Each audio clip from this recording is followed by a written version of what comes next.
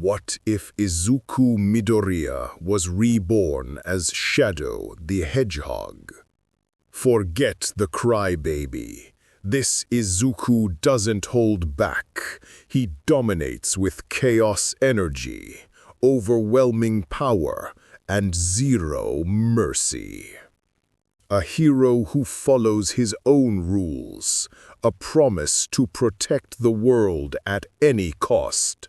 This is his story. Welcome, legends, to Chronos Recom. I wrote this story myself, so if you have any suggestions or what-ifs you want to see, drop it in the comments below. Also, just wanted to let you know I've got a Patreon set up now for anyone who wants to support the channel directly. You can get early access to stories, submit direct fan requests, and get exclusive content.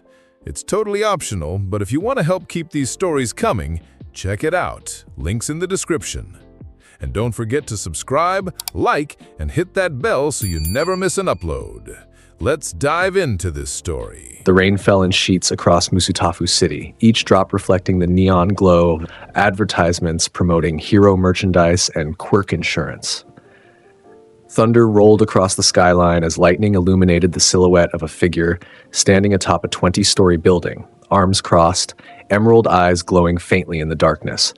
Izuku Midoriya watched the city below with the detachment of someone who had seen too much, experienced too much. At 15 years old, he should have been excited, nervous even, about tomorrow's entrance exam at UA High School. Instead, he felt only the familiar weight of purpose, the promise that had defined every moment since that day 7 years ago. "The world you love so much," he murmured to the wind, his voice lacking the enthusiasm typical of teenagers his age. "I'll protect it, even if it doesn't deserve her sacrifice."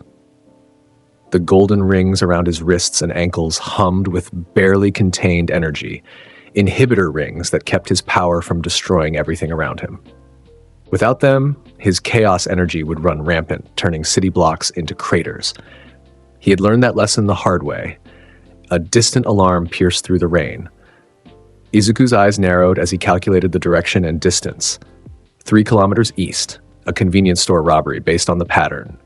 The police would arrive in 4 minutes. The heroes would take 6, too busy with their celebrity appearances and brand deals. Pathetic.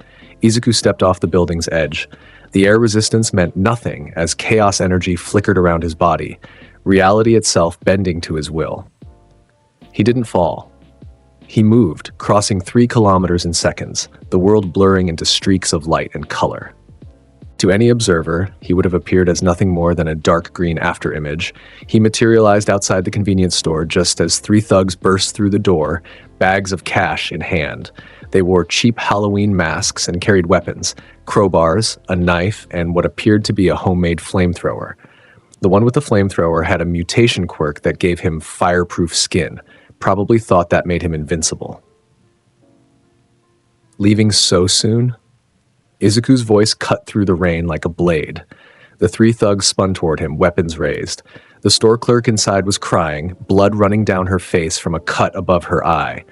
A child, no more than 6 years old, cowered behind the counter, trembling. Izuku's eyes blazed brighter. "You made a mistake tonight," he said, his voice cold enough to freeze the rain. "You should have stayed home."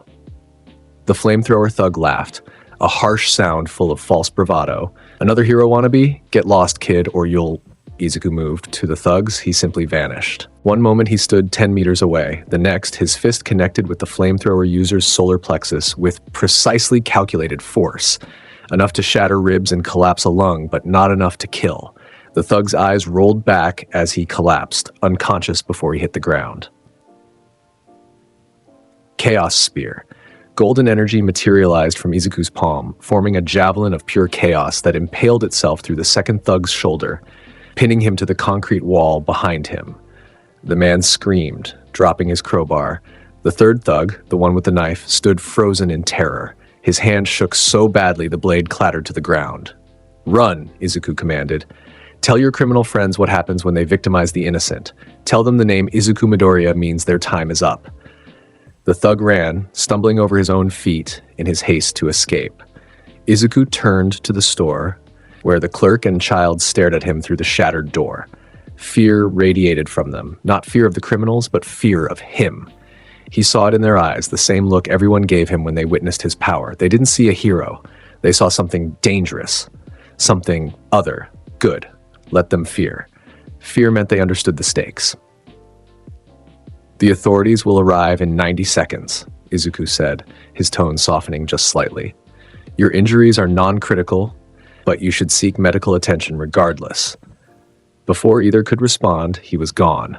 A flicker of green and gold vanishing into the rain, Izuku landed silently on the roof of his apartment building, water dripping from his dark green hair. His black coat, reinforced with chaos-resistant materials he had developed himself, hung heavy with rain. Underneath, he wore a black shirt with a crimson stripe running down the center, custom-made pants with gold accents, and his signature air shoes that hummed with residual chaos energy. He didn't enter his apartment immediately. Instead, he stood in the rain, letting it wash over him as memories threatened to surface, memories he kept locked away behind walls of ice and determination. "Izuku, promise me something." He clenched his fists, the inhibitor rings glowing brighter. "Promise me you'll protect them. All of them. Even when they're mean, even when they don't understand. Promise me you'll be the hero they need." "I promised," he whispered to the ghost that haunted him. "I keep my promises." The next morning arrived with uncharacteristic sunshine, as if the weather itself wanted to mock the darkness that permeated Izuku's existence. He stood before the massive gates of UA High School, observing the other applicants with analytical detachment. They were children playing at heroism, laughing and chattering about their quirks and their dreams. They spoke of saving people with smiles, of becoming symbols of peace like All Might. They had no concept of what true heroism required, the sacrifice, the pain, the willingness to make impossible choices. "Excuse me." Izuku turned to find a girl with brown hair and warm brown eyes approaching him. She wore a smile that reminded him painfully of innocence he had lost long ago. "You looked so serious standing there. Are you nervous about the exam?" She extended her hand. "I'm Ochako Uraraka. Let's both do our best." Izuku stared at her hand for a long moment. Physical contact was complicated. His chaos energy responded to his emotions, and emotions were dangerous. But she stood there with such genuine warmth that refusing would be needlessly cruel. He took her hand briefly, his touch cool and controlled. "Izuku Midoriya, nervousness is illogical. Either we possess the capability to pass, or we do not." Uraraka blinked, her smile faltering slightly at his formal, cold tone. "Oh, well, good luck anyway." She retreated to join a group of other applicants, occasionally glancing back at him with confused concern. Izuku dismissed her from his thoughts and proceeded into the building. The orientation hall was massive, designed to hold thousands of applicants. Izuku selected a seat in the back corner, away from the crowds. He had no interest in networking or making friends. Friendships were liabilities, emotional attachments that could be exploited. He had learned that lesson the hardest way possible. "Welcome to UA High School's entrance exam." The voice boomed through speakers as lights illuminated the stage. Present Mike, the voice hero, struck an exaggerated pose that made Izuku's eye twitch with annoyance. Everything about hero culture's obsession with theatrics grated against his sensibilities. "Let me hear you say yeah!" Present Mick shouted. Silence greeted him. Izuku didn't even blink. Present Mick's enthusiasm didn't waver as he launched into an explanation of the practical exam. Applicants would face robot opponents in a mock city environment. Points would be awarded based on the difficulty of robots destroyed. 3 types of robots worth 1, 2, and 3 points respectively, plus a 0-point obstacle to avoid. Straightforward. Efficient. Izuku could respect that. "Excuse me," a tall boy with blue hair and glasses stood, his hand raised stiffly. "The handout mentions 4 types of robots, but you've only explained 3. Such carelessness is unbecoming of Japan's premier hero academy." Before Present Mike could respond, the boy pivoted, pointing directly at Izuku. "And you in the back corner. You've been muttering under your breath this entire time. Such behavior is disruptive and disrespectful to both the presenter and your fellow applicants." Every head turned toward Izuku. He met the attention with complete indifference, his emerald eyes cold as winter frost. "I was not muttering," Izuku stated, his voice carrying easily across the silent hall despite its low volume. I was calculating optimal strategies for point acquisition and robot elimination patterns. If you mistook analysis for disruption, that reflects your own inadequacies, not mine. The hall erupted in whispers. The blue-haired boy's face flushed red with indignation. How dare you? The fourth robot, Izuku continued, ignoring the outburst, is worth 0 points, making it either an obstacle or a red herring. Given UA's reputation for testing unconventional thinking, I calculate a 73% probability it serves a hidden evaluation purpose. Does that satisfy your curiosity, or shall I explain the tactical implications of robot point distribution patterns? Present Mike let out a low whistle. Well, someone's done their homework.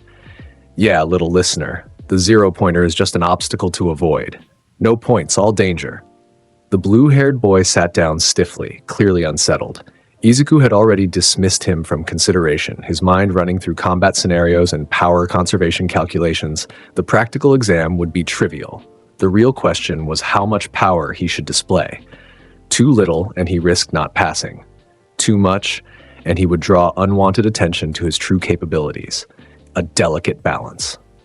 As always, the exam site sprawled before him like an urban warfare training ground, a manufactured city complete with streets, buildings, and the promised robot opponents.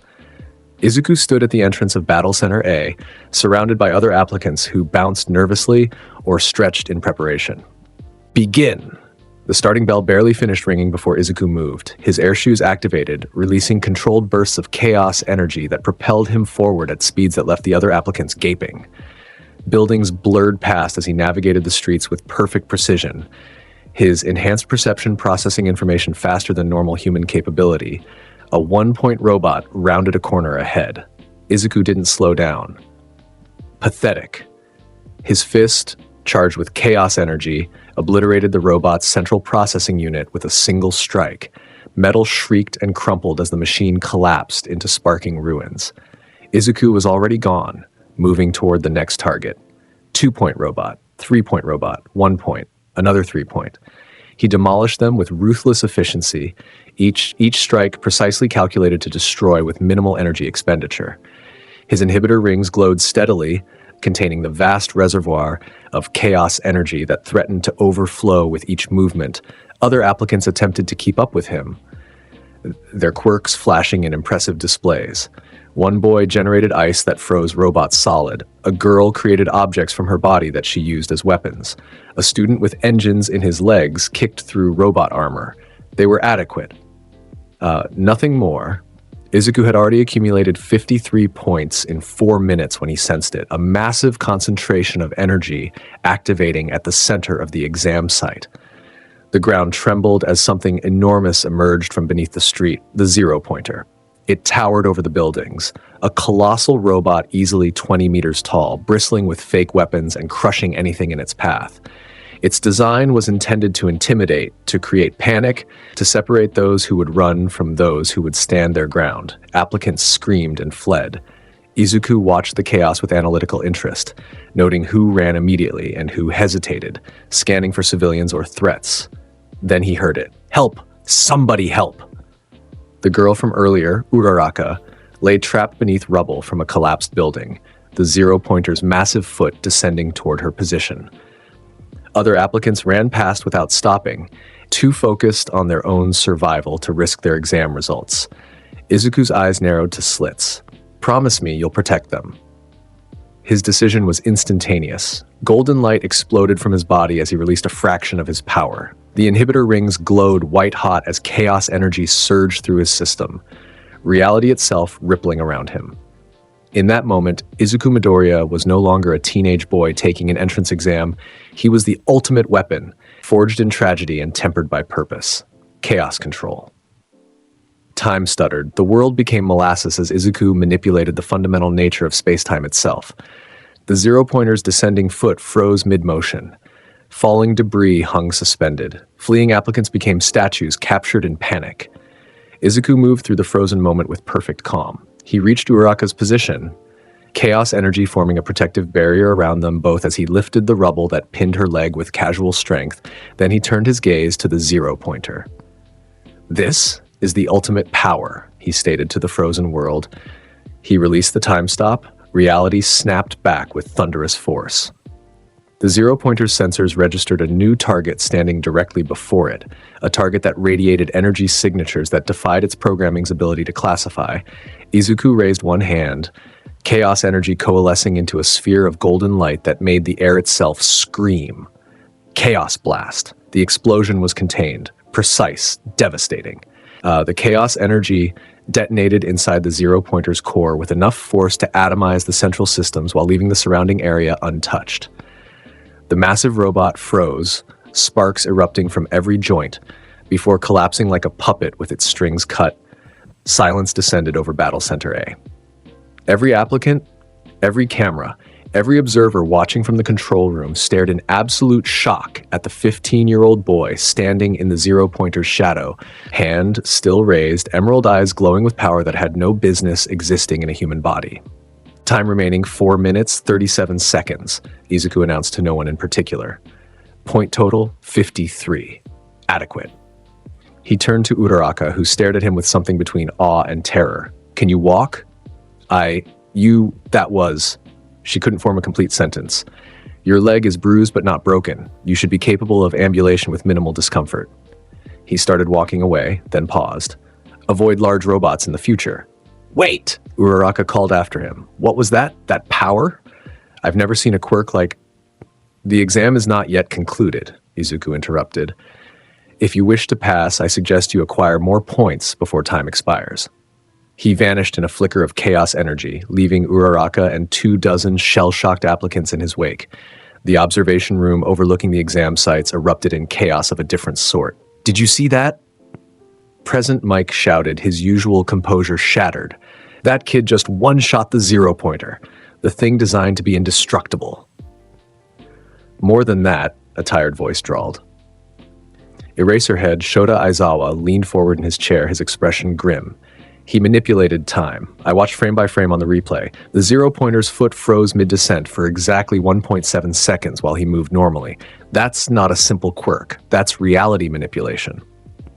Indeed, Principal Nezu's paws were steepled before his muzzle, his intelligent eyes gleaming with intense interest. Izuku Midoriya. Registered quirk, chaos energy manipulation. But the report from the quirk registry office is sparse. Deliberately so, I suspect. We need to reject him, Aizawa stated flatly. That level of power in a student is too dangerous. He could kill someone by accident. On the contrary, Nezu countered, pulling up Izuku's file on the screen. Look at the precision of that attack. He destroyed the zero-pointer's core while leaving everything around it untouched. That requires extraordinary control. And notice his point total. Only 53. He could have scored far higher but deliberately held back. Until he didn't, Aizawa pointed out. What changed? They watched the replay again. Uraraka trapped, other students fleeing, Izuku's moment of decision. He saved her. All Might's voice boomed from the doorway. He, the symbol of peace, had been watching from the back of the room, his expression unusually serious. The boy could have walked away, could have let her fail. Instead, he revealed power he clearly wanted to keep hidden. That's the mark of a true hero. Or a ticking time bomb, Aizawa muttered. Either way, Nezu said cheerfully, he's exactly the type of student UA exists to cultivate. We accept him, and I will personally ensure his development is closely monitored. The staff exchanged glances but didn't argue. When Nezu made a decision, it was typically the correct one, regardless of how insane it initially appeared. On the screen, Izuku Midoriya had already left the exam site, having acquired exactly 73 points, the calculated minimum to guarantee acceptance while avoiding the suspicion that came with being the top scorer. This will be an interesting year, Nezu murmured. 1 week later, Izuku stood in his apartment, staring at the acceptance letter from UA High School. The holographic projection of All Might congratulated him enthusiastically, explaining the point system and rescue point calculations that had actually pushed his score to 123 points total. Izuku dismissed the hologram with a wave. Uninterested in the theatrics, he walked to his window, observing the city as sunset painted the sky in shades of red and gold. Somewhere out there, villains plotted. Heroes preened for cameras. Innocent people suffered, while society's protectors worried more about their brand deals than actual protection. And somewhere beyond human perception, forces were moving. Izuku could feel it in his chaos energy, a resonance that spoke of something ancient, something alien, something that knew what he truly was, even when he himself didn't fully understand. "I determine my own destiny," he said to his reflection in the window, the green-haired teenager who looked so human but felt so utterly other. UA is merely the next step. His phone buzzed with a message, unknown number. Izuku's eyes narrowed as he read the text. "Interesting performance, Shadow. We have much to discuss. Come to the abandoned Jaku Industrial District tonight at midnight. Come alone." Shadow! The message called him Shadow. No one had ever called him that before, so why did it feel so natural? So right? Izuku deleted the message and checked his inhibitor rings. All 7 Chaos Emeralds rested in a secure case beneath his bed, pulsing with latent energy that responded to his presence. He had found them over the years, drawn to them by instinct he couldn't explain. Tonight would bring answers. Or it would bring a fight. Either was acceptable. The Jaku Industrial District was a graveyard of rusted machinery and abandoned factories, a place where Musutafu's economic boom had left behind casualties. Izuku navigated the shadows with practiced ease, his senses extended through chaos energy to detect any ambush or trap. Midnight arrived with a cold wind that carried the scent of rust and decay. "Punctual," a voice spoke from the darkness. "I appreciate that quality." A figure emerged from behind a collapsed warehouse wall. At first glance, they appeared humanoid, but only at first glance. Black and red coloring, alien features, eyes that gleamed with cruel intelligence. The being radiated power that made even Izuku's chaos energy respond with recognition. "You know what you are," the being stated, not a question, even if your human mind refuses to acknowledge it. "I am Izuku Midoriya," Izuku replied, his voice cold steel. "Who are you, and why did you summon me here?" "My name is Black Doom, and you, child, are so much more than Izuku Midoriya." Black Doom's laugh was like grinding metal. "You are Shadow the Hedgehog, the ultimate life form, reborn into this world of quirks and heroes. Your soul remembers, even if your mind does not." Izuku's hand twitched toward the Chaos Emerald he kept in his coat pocket. "You're insane." "Am I? Then explain your powers. Explain the chaos energy that runs through your veins. Explain the Chaos Emeralds that call to you. Explain why you possess abilities that defy every law of quirk genetics." Black Doom stepped closer. "You are my greatest creation, reincarnated by forces even I do not fully comprehend, and I have plans for you. I have no interest in your plans." "Oh, but you will." Black Doom's eyes gleamed. "The League of Villains is about to make their move. They plan to attack UA, to shatter the symbol of hero society, and when they do, you'll see the truth, that this world is just as corrupt and cruel as the one you left behind, that humanity doesn't deserve the protection you offer." Izuku's chaos energy flared, emerald light erupting around him. "You know nothing about what I fight for, don't I?" Black Doom's tone turned mocking. "Tell me, Shadow." "I'm sorry, Izuku. Why do you protect a world that fears you? Why do you save people who look at you with terror instead of gratitude? Why honor a promise made to someone who's gone? Promise me you'll protect them." Izuku's fist clenched so hard his knuckles cracked. "Get to the point." "The point, my creation, is that I'm offering you a choice. Join me. Together, we can reshape this world into something better, something that doesn't waste its ultimate weapon on protecting the unworthy." Black Doom extended a clawed hand. "Or refuse, and watch as the League of Villains tears apart everything you've tried to protect. Your choice is irrelevant. I've already set events in motion. Chaos Spear." The golden javelin of energy punched through the space where Black Doom stood. The alien vanished in a ripple of dark energy, his laughter echoing from everywhere and nowhere. "We'll speak again, Shadow, sooner than you think." Then Izuku was alone in the industrial district, chaos energy still crackling around his fists, questions burning in his mind that had no easy answers. Shadow the Hedgehog, the ultimate life form. Reincarnation. Impossible. Insane. But deep in his soul, in the place where his chaos energy originated, something resonated with truth. Class 1A of UA High School was a collection of Japan's most promising hero students, each selected for their unique quirks and potential. They filled the oversized classroom with nervous chatter and excitement, introducing themselves and comparing abilities. Izuku sat in the back corner, arms crossed, observing them with the detachment of a predator analyzing prey. They were children, playing at heroism, unaware of the real darkness that lurked beyond their comfortable worldview. The blue-haired boy from the exam, Tenya Ida, held court near the front, lecturing others about proper classroom etiquette. Uraraka waved at Izuku from across the room, her smile genuine but uncertain. A boy with spiky blonde hair and murder in his eyes glared at anyone who looked his way. "If you're here to make friends, you can leave now." The voice came from what appeared to be a massive yellow sleeping bag on the floor near the teacher's desk. The bag unzipped, revealing a disheveled man with tired eyes and a scarf wrapped around his neck. "I'm Shota Aizawa, your homeroom teacher. It took you 8 seconds to quiet down. Time is precious. Rational students would understand that."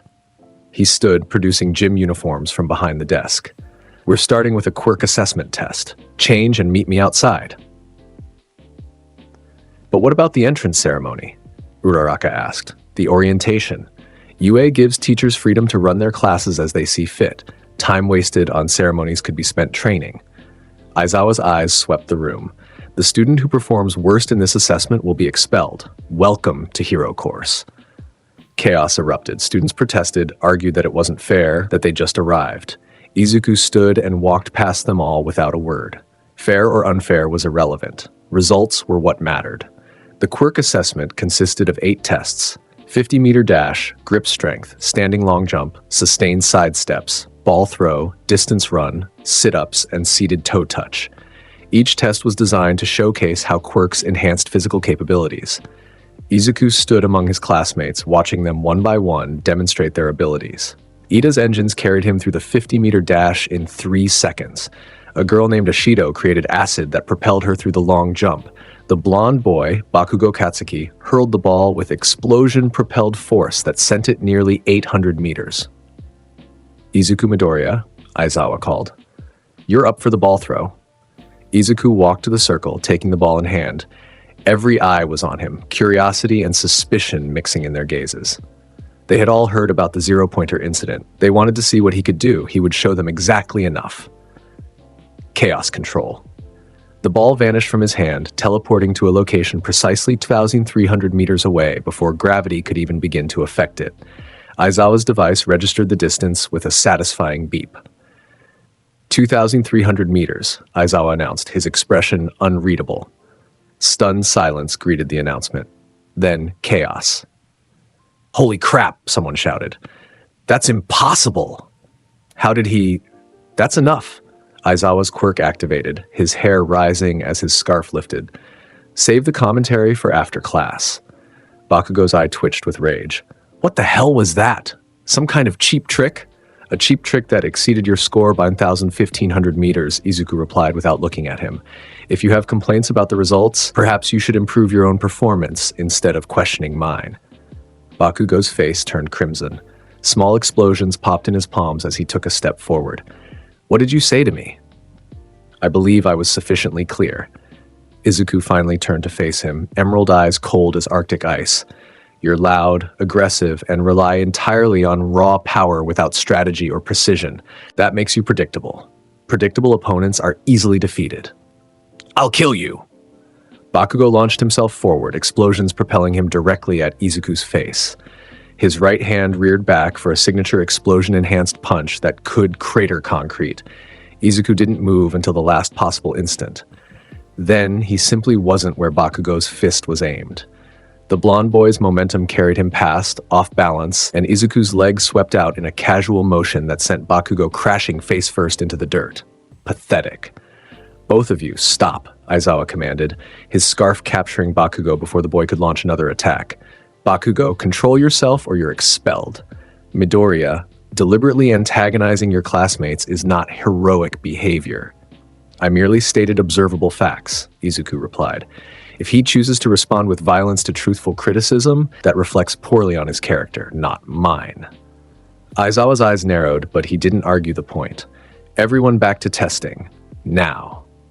The rest of the assessment proceeded with tense undercurrents. Izuku dominated every category without excessive showboating. First place in every test except the ones requiring sustained effort, where he deliberately placed second or third to avoid appearing superhuman. When Aizawa revealed the final scores, Izuku stood at the top.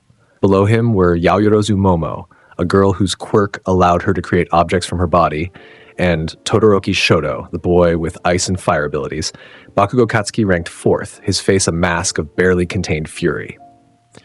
The expulsion was a logical ruse, Aizawa announced, dismissing the class. Motivated you all, didn't it? As students dispersed, Aizawa caught Izuku's arm. A word. They waited until the others were out of earshot. Aizawa's expression was serious, analytical. Your quirk, it's not just energy manipulation, is it? My quirk is registered with the proper authorities, Izuku replied. If you have concerns about its classification, take it up with the registry office. I will, but that's not what concerns me. Aizawa stepped closer, his voice dropping. That level of power, that control, you've been training for years, privately, extensively. Why? Izuku met his gaze without flinching. Because power without control is meaningless. Because the world doesn't care about potential, only results. Because when someone needs saving, they don't want a hero who's still learning. They want someone who can act. Who taught you that philosophy? For just a moment, Izuku's expression cracked, a flash of old pain crossing his features before the mask slammed back into place. Someone who believed I could be better than what the world said I was. Someone who paid for that belief with everything. Aizawa studied him for a long moment, then nodded slowly. Get to your next class. We'll talk more later. As Izuku walked away, Aizawa pulled out his phone and called Principal Nezu. We need to dig deeper into Midoriya's background. Something happened to that kid. Something bad. And it shaped him into whatever he is now. Already on it, Nezu's cheerful voice replied, though I suspect we won't like what we find. The next 2 weeks at UA passed in a blur of classes, training exercises, and Izuku maintaining his careful distance from his classmates. They tried to engage him, Uraraka with her friendly persistence, Ida with his formal invitations to study groups, even Todoroki with his quiet observation that suggested he recognized a kindred spirit. Izuku rejected them all, politely but firmly. Friendships were liabilities. Emotional attachments created weaknesses that enemies could exploit. He had learned that lesson 7 years ago. Izuku, come look at the stars with me. I can't right now. I'm studying quirk theory. You're always studying. Come on, just for a few minutes. The world is so beautiful when you take time to actually see it. Izuku shook his head, banishing the memory. The past was gone.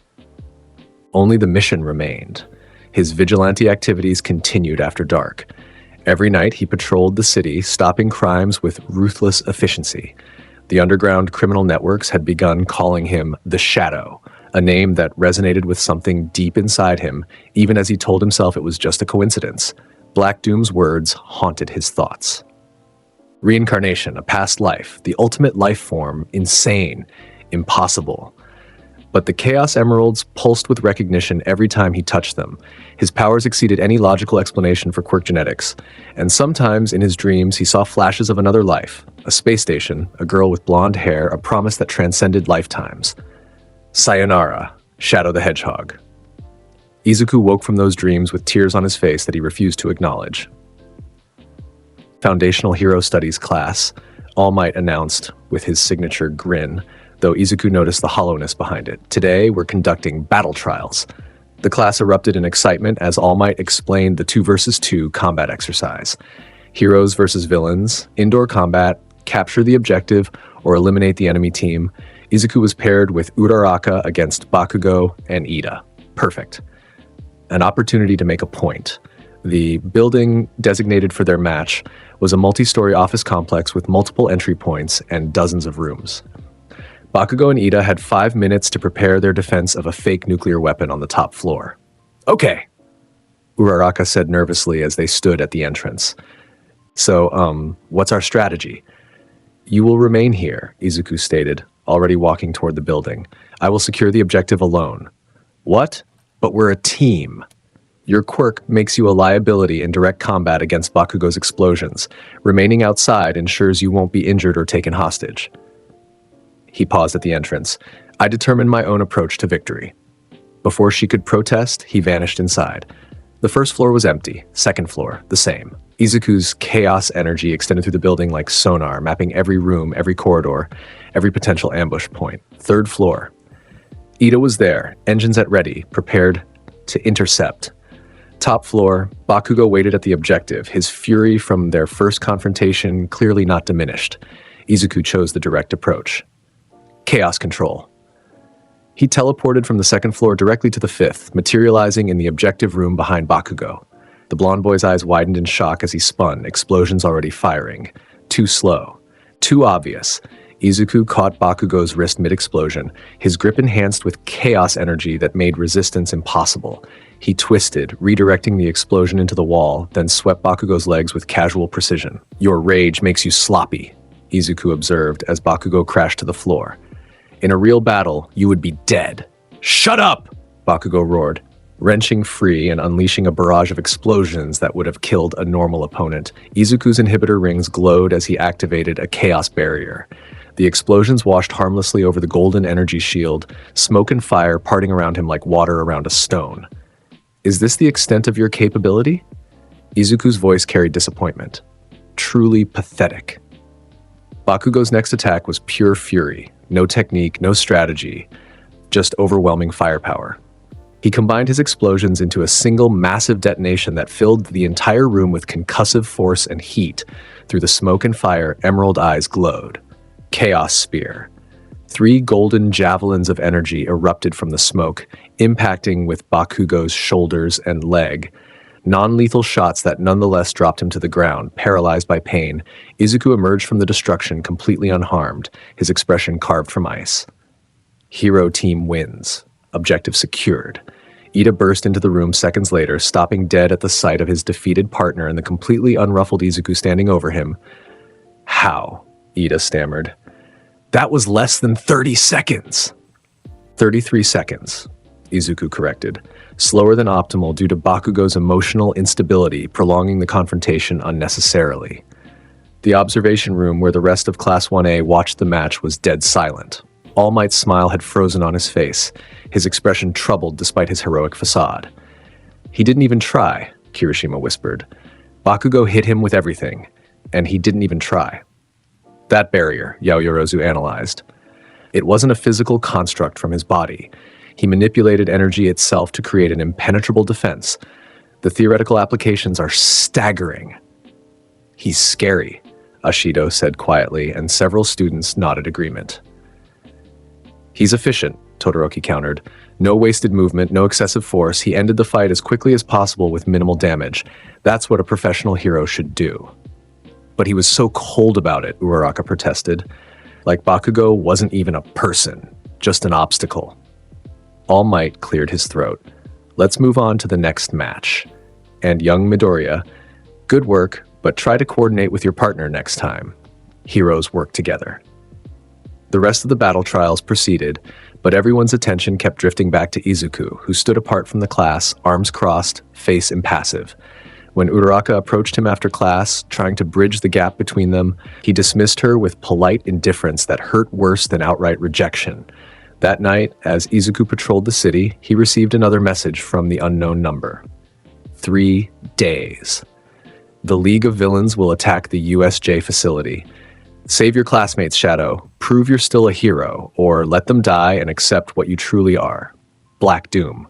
Izuku stared at the message for a long time, chaos energy crackling around his hands as rage and purpose warred within him. 3 days to prepare. 3 days to decide how much power to reveal. 3 days until everything changed. He deleted the message and looked up at the stars. The same stars that existed in another world, another life, where a girl with kind eyes had believed a weapon could be a hero. I keep my promises, he whispered to the night. All of them.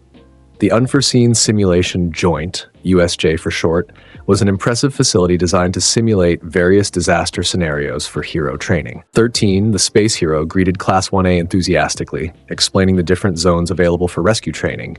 Izuku stood at the back of the group, his senses extended through chaos energy, scanning for the threat he knew was coming. 2 days had passed since Black Doom's warning. Today was day 3. His hand rested in his pocket, wrapped around a chaos emerald that pulsed in response to his anticipation. Izuku? Uraraka approached him carefully. You okay? You seem even more tense than usual. Maintain distance from me today, Izuku said quietly. Stay close to Aizawa-sensei and 13. If something happens, follow their instructions without question.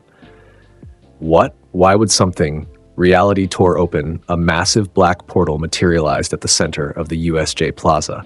From its depths emerged dozens of figures, villains of various sizes, shapes, and quirks. Leading them was a man covered in disembodied hands who radiated instability and danger. "Greetings, heroes," the hand-covered man said cheerfully. "We're the League of Villains. Sorry to drop in unannounced, but we heard All Might would be here today. We've come to kill him." Class 1A erupted in panic. Aizawa's capture weapon deployed as he positioned himself between the villains and his students. 13 began organizing an evacuation. Izuku's eyes tracked the villains with cold calculation. 37 opponents visible, likely more held in reserve. The hand-covered man, clearly the leader, radiated chaos energy that set Izuku's own power resonating. The massive portal was being generated by a figure made of living mist. Impressive spatial manipulation quirk. And there, hidden among the villains, a presence that made Izuku's chaos energy flare with recognition. Black Doom. Or a projection of him, at least. "So you actually came," Izuku murmured. 13! "Get the students out of here," Aizawa shouted. "Kaminari, contact UA for backup." "But Sensei, you can't fight them all alone," Ida protested. "A hero always has a trick up their sleeve. Go!" The mist villain teleported in front of the exit, blocking their escape. "I'm afraid I cannot allow that. We've come for All Might, but slaughtering his potential successors will send an equally powerful message." The mist expanded, threatening to engulf the entire class. Chaos control. Izuku moved faster than perception. One moment he stood with the class, the next his fist, charged with concentrated chaos energy, punched directly into the mist villain's core. The entity dispersed with a shriek of pain and surprise. "That's impossible," the mist villain gasped. "How did you bypass my intangibility?" "Chaos energy manipulates the fundamental forces of reality," Izuku explained, his voice cold as death. "Your mist form is still composed of matter and space. Both bend to my will." He turned to face his classmates, who stared at him with shock and fear. "Good. Let them see what real power looked like. Remain here with 13, Izuku commanded. I will eliminate the threats." "Midoriya, wait," Aizawa called. "Don't engage them alone." But Izuku was already moving, air shoes propelling him toward the plaza at speeds that made him a blur of green and black. The villains barely had time to register his approach before he was among them. Chaos Spear! Golden javelins erupted in a radius around him, each one finding a target with perfect accuracy. Villains screamed as the energy constructs pinned them to the ground, walls, and floor, non-lethal but completely incapacitating. "Who the hell is this kid?" one villain shouted. "Doesn't matter," the hand-covered man, Tomura Shigaraki, giggled. "Nomu, kill him."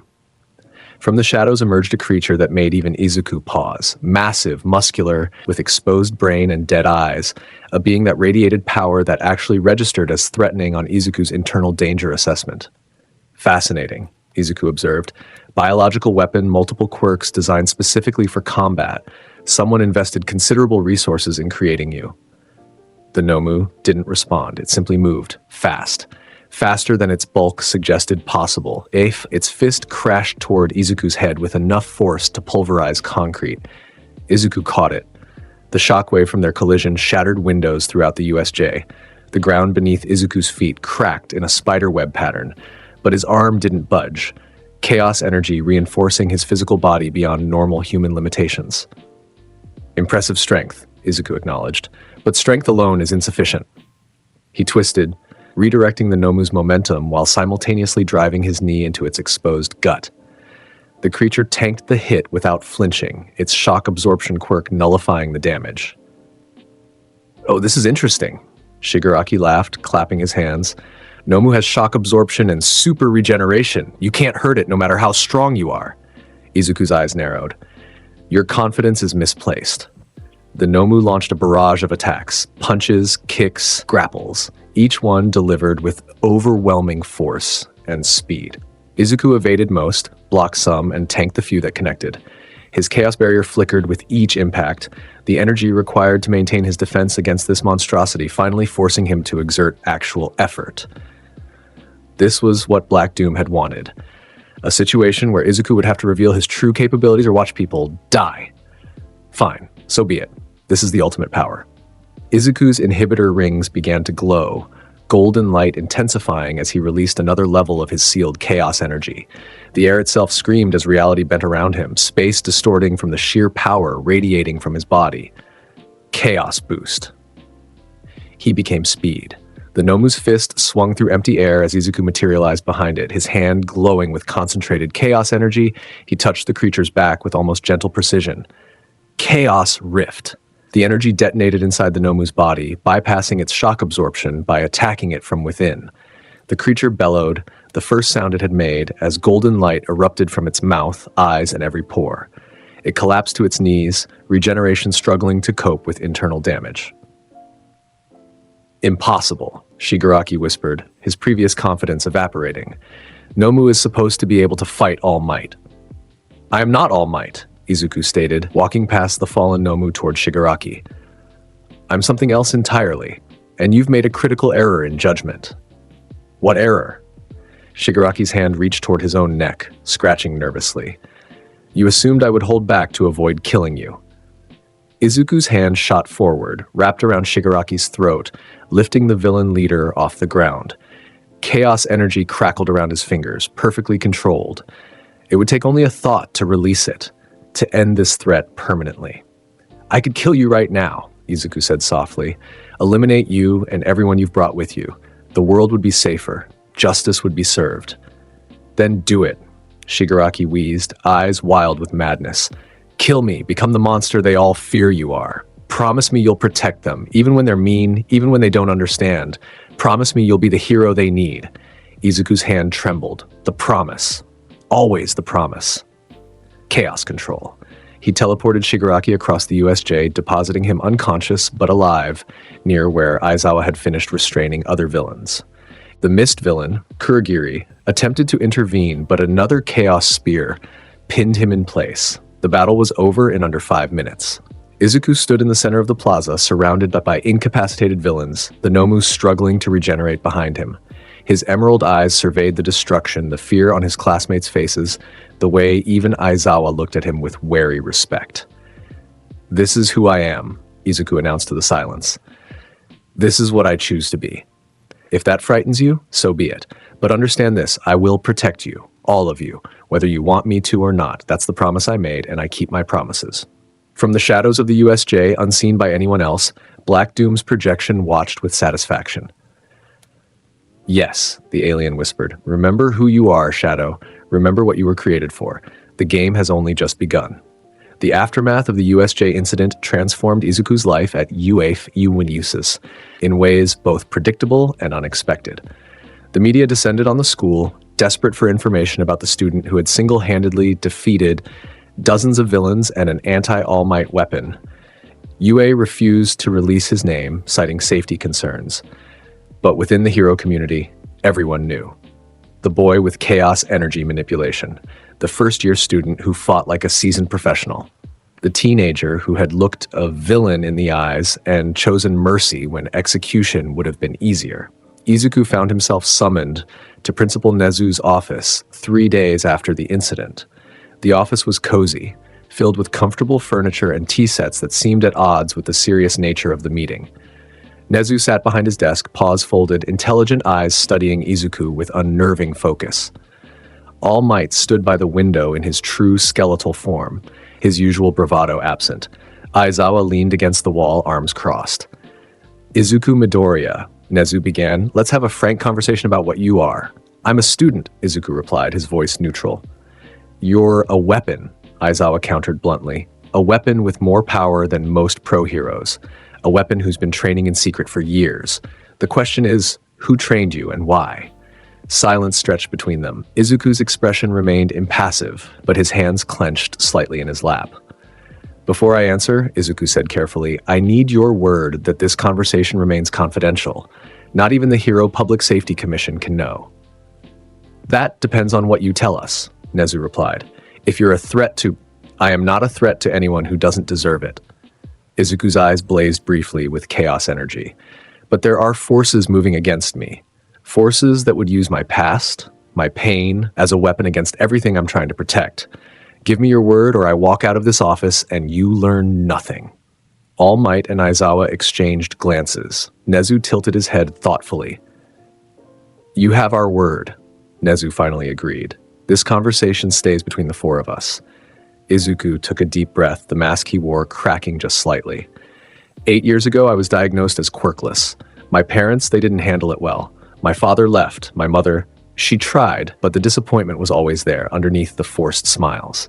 He paused, gathering himself. I was bullied relentlessly at school, beaten, burned, told to kill myself because a quirkless person had no value in hero society.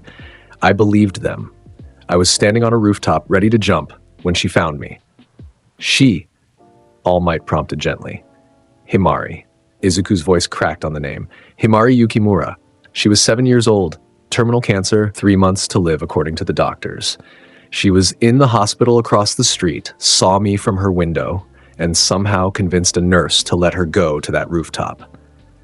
Tears threatened at the corners of his eyes, but Izuku forced them back with iron will. She talked me down. This tiny girl with no hair from chemotherapy, barely able to walk, and she told me I had value. That quirks didn't matter. That heroism came from the heart, not from power.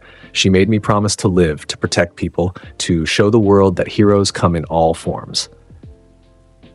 We became friends. I visited her every day. She shared her love of the world with me, showed me the beauty I'd stopped seeing, and I promised her I'd become a hero, that I'd protect the world she loved so much.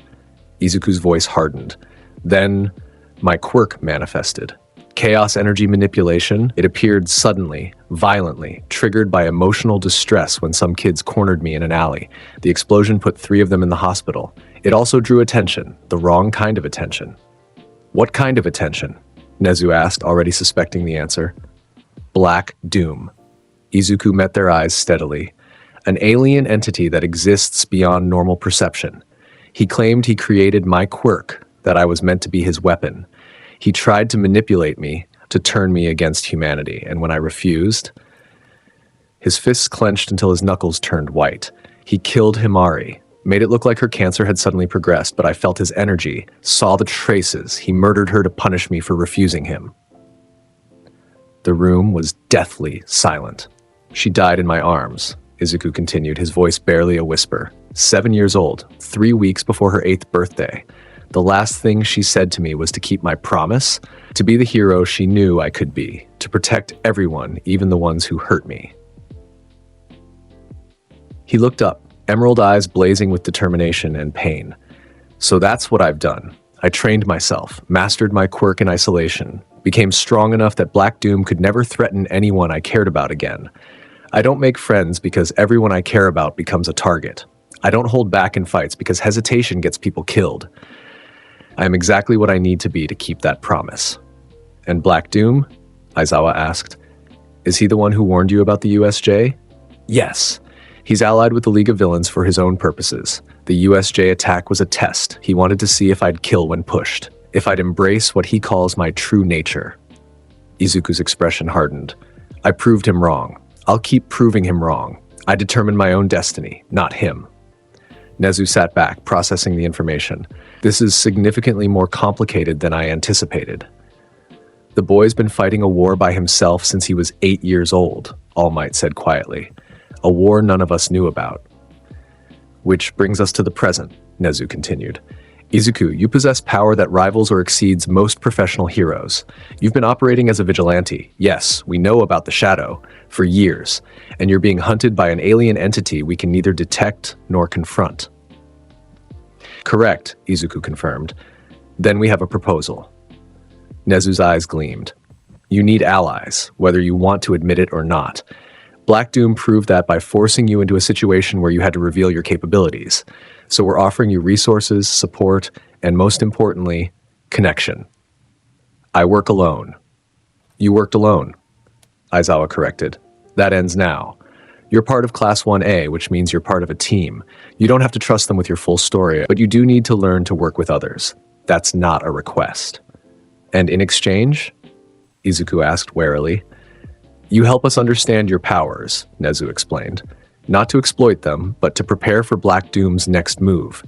If he's allied with the League of Villains, this is bigger than one powerful student. This is a threat to all of Hero Society. Izuku considered the proposal carefully. Trust was difficult. Vulnerability was dangerous. But fighting alone had its limits, and Black Doom had proven he could attack from angles Izuku couldn't predict or defend. "I have conditions," Izuku finally said. "Name them." "My classmates are not told about Black Doom or Himari unless absolutely necessary. They're already frightened enough of me. Adding hunted by an alien entity will only make it worse. Second, I maintain operational autonomy. If I determine a threat requires lethal force, I won't hesitate. Third, you help me locate the remaining Chaos Emeralds." "Chaos Emeralds?" All Might questioned. Izuku pulled one from his pocket, a brilliant red gem that pulsed with energy. "There are 7 in total. Artifacts of immense power that amplify chaos energy exponentially. I found 3. Black Doom almost certainly has at least 1. Finding them all before he does is critical." "Agreed," Nezu said immediately, though the lethal force stipulation will be reviewed on a case-by-case basis. "We're heroes, not executioners." "Heroes protect the innocent," Izuku countered. "If that requires eliminating threats that cannot be contained safely, then elimination becomes the heroic choice. I won't debate philosophy while civilians die." Aizawa sighed. "We're going to have so many problems with you." "But problems worth having," All Might interjected, his skeletal smile somehow reassuring. "Young Midoriya, you've carried this burden alone for far too long. Let us help you. Let your classmates help you, even if you can't tell them everything. That's what heroes do. We bear each other's burdens." Izuku stood. The meeting clearly concluded in his mind. "I'll try. That's all I can promise. But understand this. If Black Doom threatens UA, threatens my classmates, I will do whatever is necessary to stop him, even if that means revealing powers you're not ready to see. Even if that means becoming the monster everyone already fears I am." "No," Nezu said firmly. "It means becoming the hero Himari knew you could be. There's a difference, Izuku. Don't lose sight of that." As Izuku left the office, the 3 educators sat in heavy silence. "That boy has the weight of the world on his shoulders," All Might murmured. "And he's only 15. "That boy has more power than you in your prime," Aizawa added grimly. "And trauma that would break most adults. We need to watch him carefully." "We need to support him carefully," Nezu corrected. "The difference being that one treats him as a threat, the other as a student. Which approach do you think will yield better results?" Neither answered, but they all knew the truth. Izuku Midoriya was a powder keg of power and pain, kept stable only by a promise to a dead girl, and willpower that defied comprehension. If he ever broke, if he ever truly embraced the darkness Black Doom represented, the consequences would be catastrophic. The UA Sports Festival approached with all the fanfare and media attention such an event commanded. Japan's premier hero school showcasing its first-year students to the entire nation, scouts, agencies, and millions of viewers watching to see the next generation of heroes. For Izuku, it represented an opportunity and a problem. The opportunity. Showcasing his abilities on a public stage would demonstrate to Black Doom that he wasn't hiding, wasn't afraid. It would also attract the attention of heroes who might have resources useful in the fight against the League of Villains. The problem, every display of power brought him closer to questions he couldn't answer. How did a 15-year-old develop abilities that defied quirk classification? Why did his power feel fundamentally different from normal quirks? What was he, really? Class 1A prepared for the festival with mixed enthusiasm. Some, like Ida and Uraraka, viewed it as a chance to prove themselves. Others, like Todoroki, seemed burdened by expectations. Bakugo radiated aggressive determination to show everyone he was the strongest. And Izuku? Izuku trained in isolation, pushing his chaos energy to new limits, preparing for possibilities his classmates couldn't imagine. "You're going to compete, right?" Izuku looked up from his meditation to find Todoroki standing at the training room entrance. The half-ice, half-fire user regarded him with an expression that was somehow both cold and curious. "I am registered for the event," Izuku confirmed. "Is there something you need?" "I wanted to talk to you." Todoroki entered the room, his steps measured and deliberate. "About the USJ. About what you did. I eliminated threats and protected my classmates. Standard heroic action." "You dominated an anti-All Might weapon in under a minute," Todoroki countered. "You fought dozens of villains simultaneously without sustaining injury. You displayed power that professional heroes don't possess. That's not standard anything." Izuku stood, facing Todoroki directly. "Your point? My point is that you're holding back. Even now, even after everything, you're still restraining your full capabilities.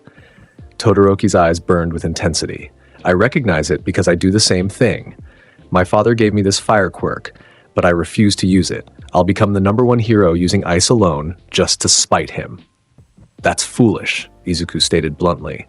Deliberately handicapping yourself for emotional reasons is self-destructive and potentially fatal in combat situations.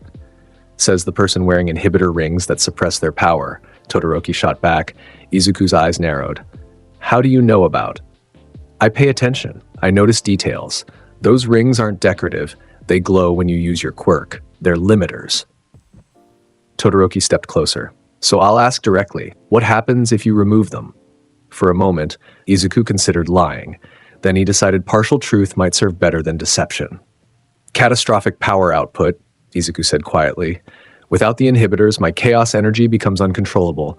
Buildings collapse, city blocks become craters, people die. The rings keep everyone safe from me. Or they keep you safe from yourself, Todoroki observed.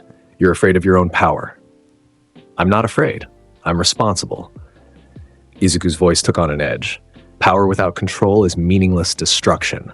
I've seen what happens when I lose control. I've buried the consequences. I won't repeat those mistakes. Todoroki nodded slowly. I understand. More than you might think. My father forced my mother to marry him just to create a perfect hero child. He trained me through abuse and neglect. My mother, she snapped. Poured boiling water on my face because my left side reminded her of him. He gestured to his scar. Now, I carry the consequences of power used wrongly, so I refuse to use half my quirk. My father wanted a perfect weapon.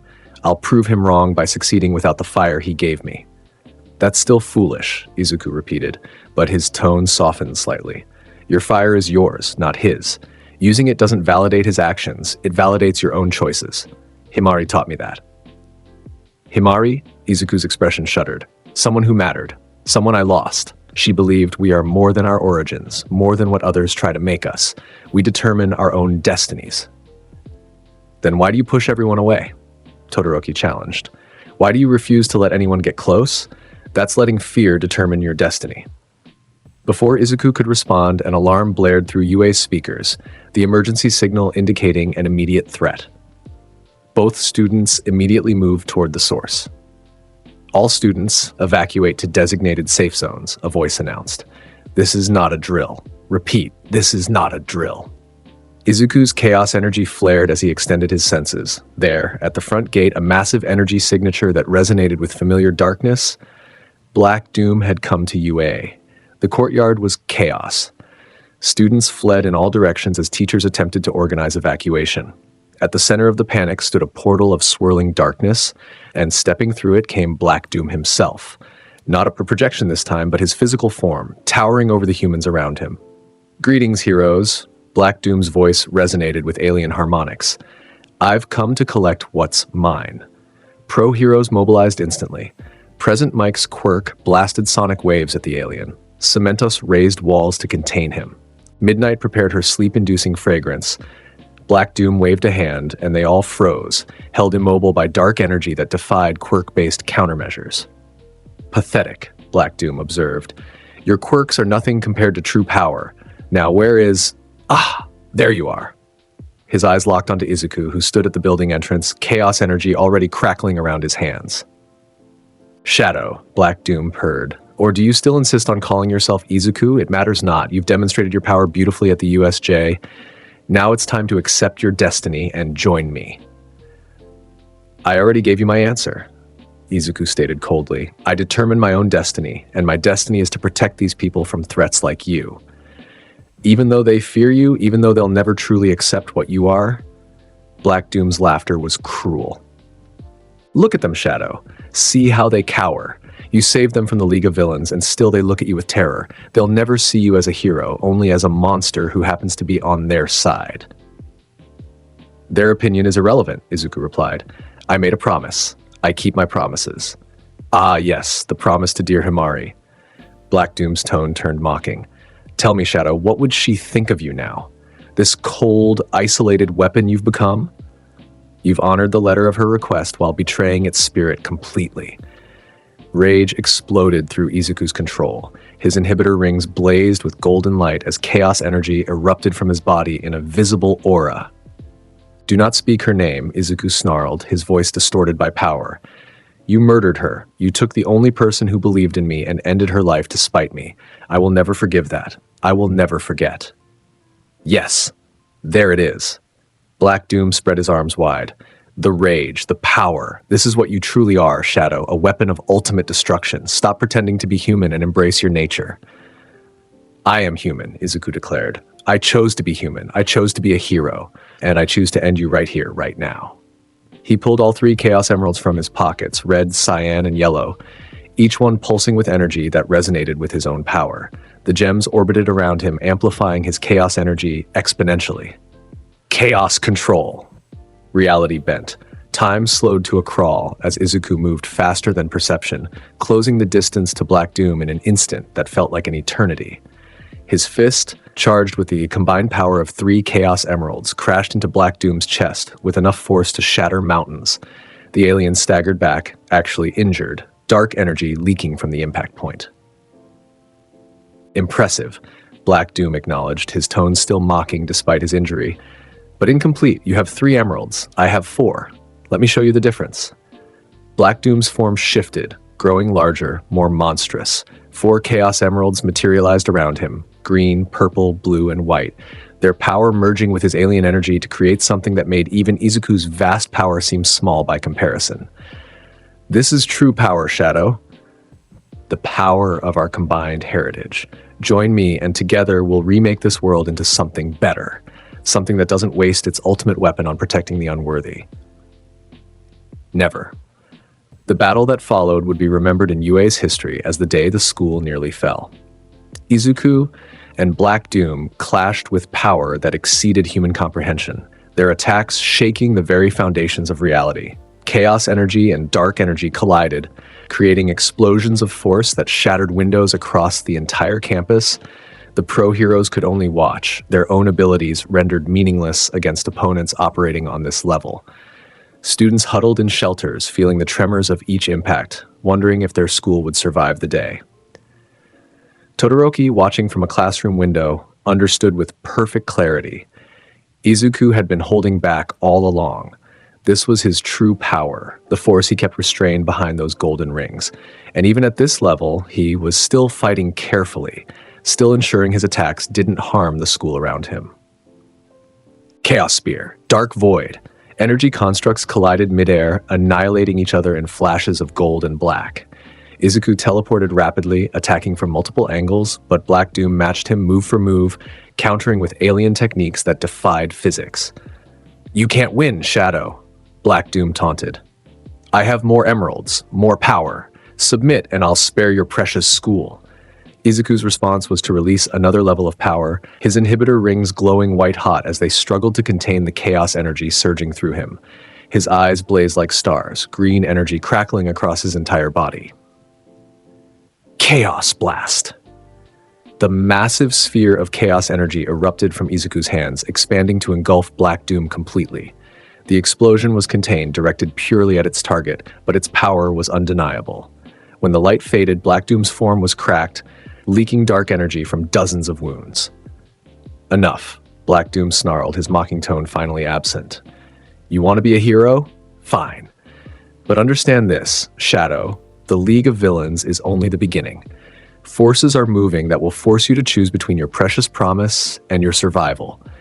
And when that moment comes, you'll understand why I created you as a weapon, not a protector." He opened a portal behind him, preparing to retreat. "Keep the emeralds for now. You'll need them for what's coming. Consider this a warning. Your past is catching up with you, Shadow the Hedgehog, and no amount of promises to dead girls will save you from what you truly are." Black Doom vanished through the portal, leaving Izuku standing alone in the devastated courtyard, chaos energy still crackling around his form. His classmates emerged slowly from the shelters, staring at him with expressions ranging from awe to fear to confusion. "Midoriya?" Aizawa approached carefully, his capture weapon ready despite knowing it would be useless. "Are you in control?" Izuku took a deep breath, forcing his chaos energy back down, letting his inhibitor rings restore their limiting function. The golden glow faded from his eyes, replaced by their normal emerald color. "I'm in control," he confirmed quietly. "Black Doom is gone. The threat has passed." "What did he mean?" Uraraka asked nervously. "About Shadow the Hedgehog? About your past?"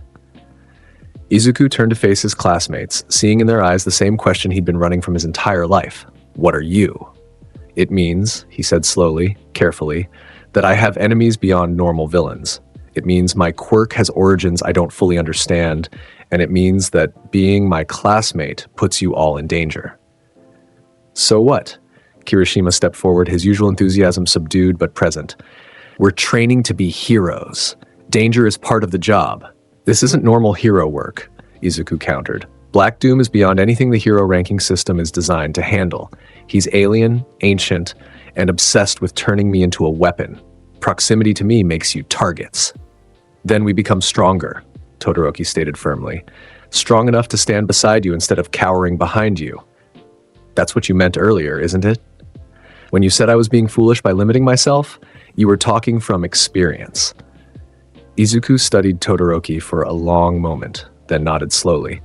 "Perhaps, but strength alone won't be enough. Black Doom has 4 Chaos Emeralds. We have 3. Finding the 7th before he does is critical." "We?"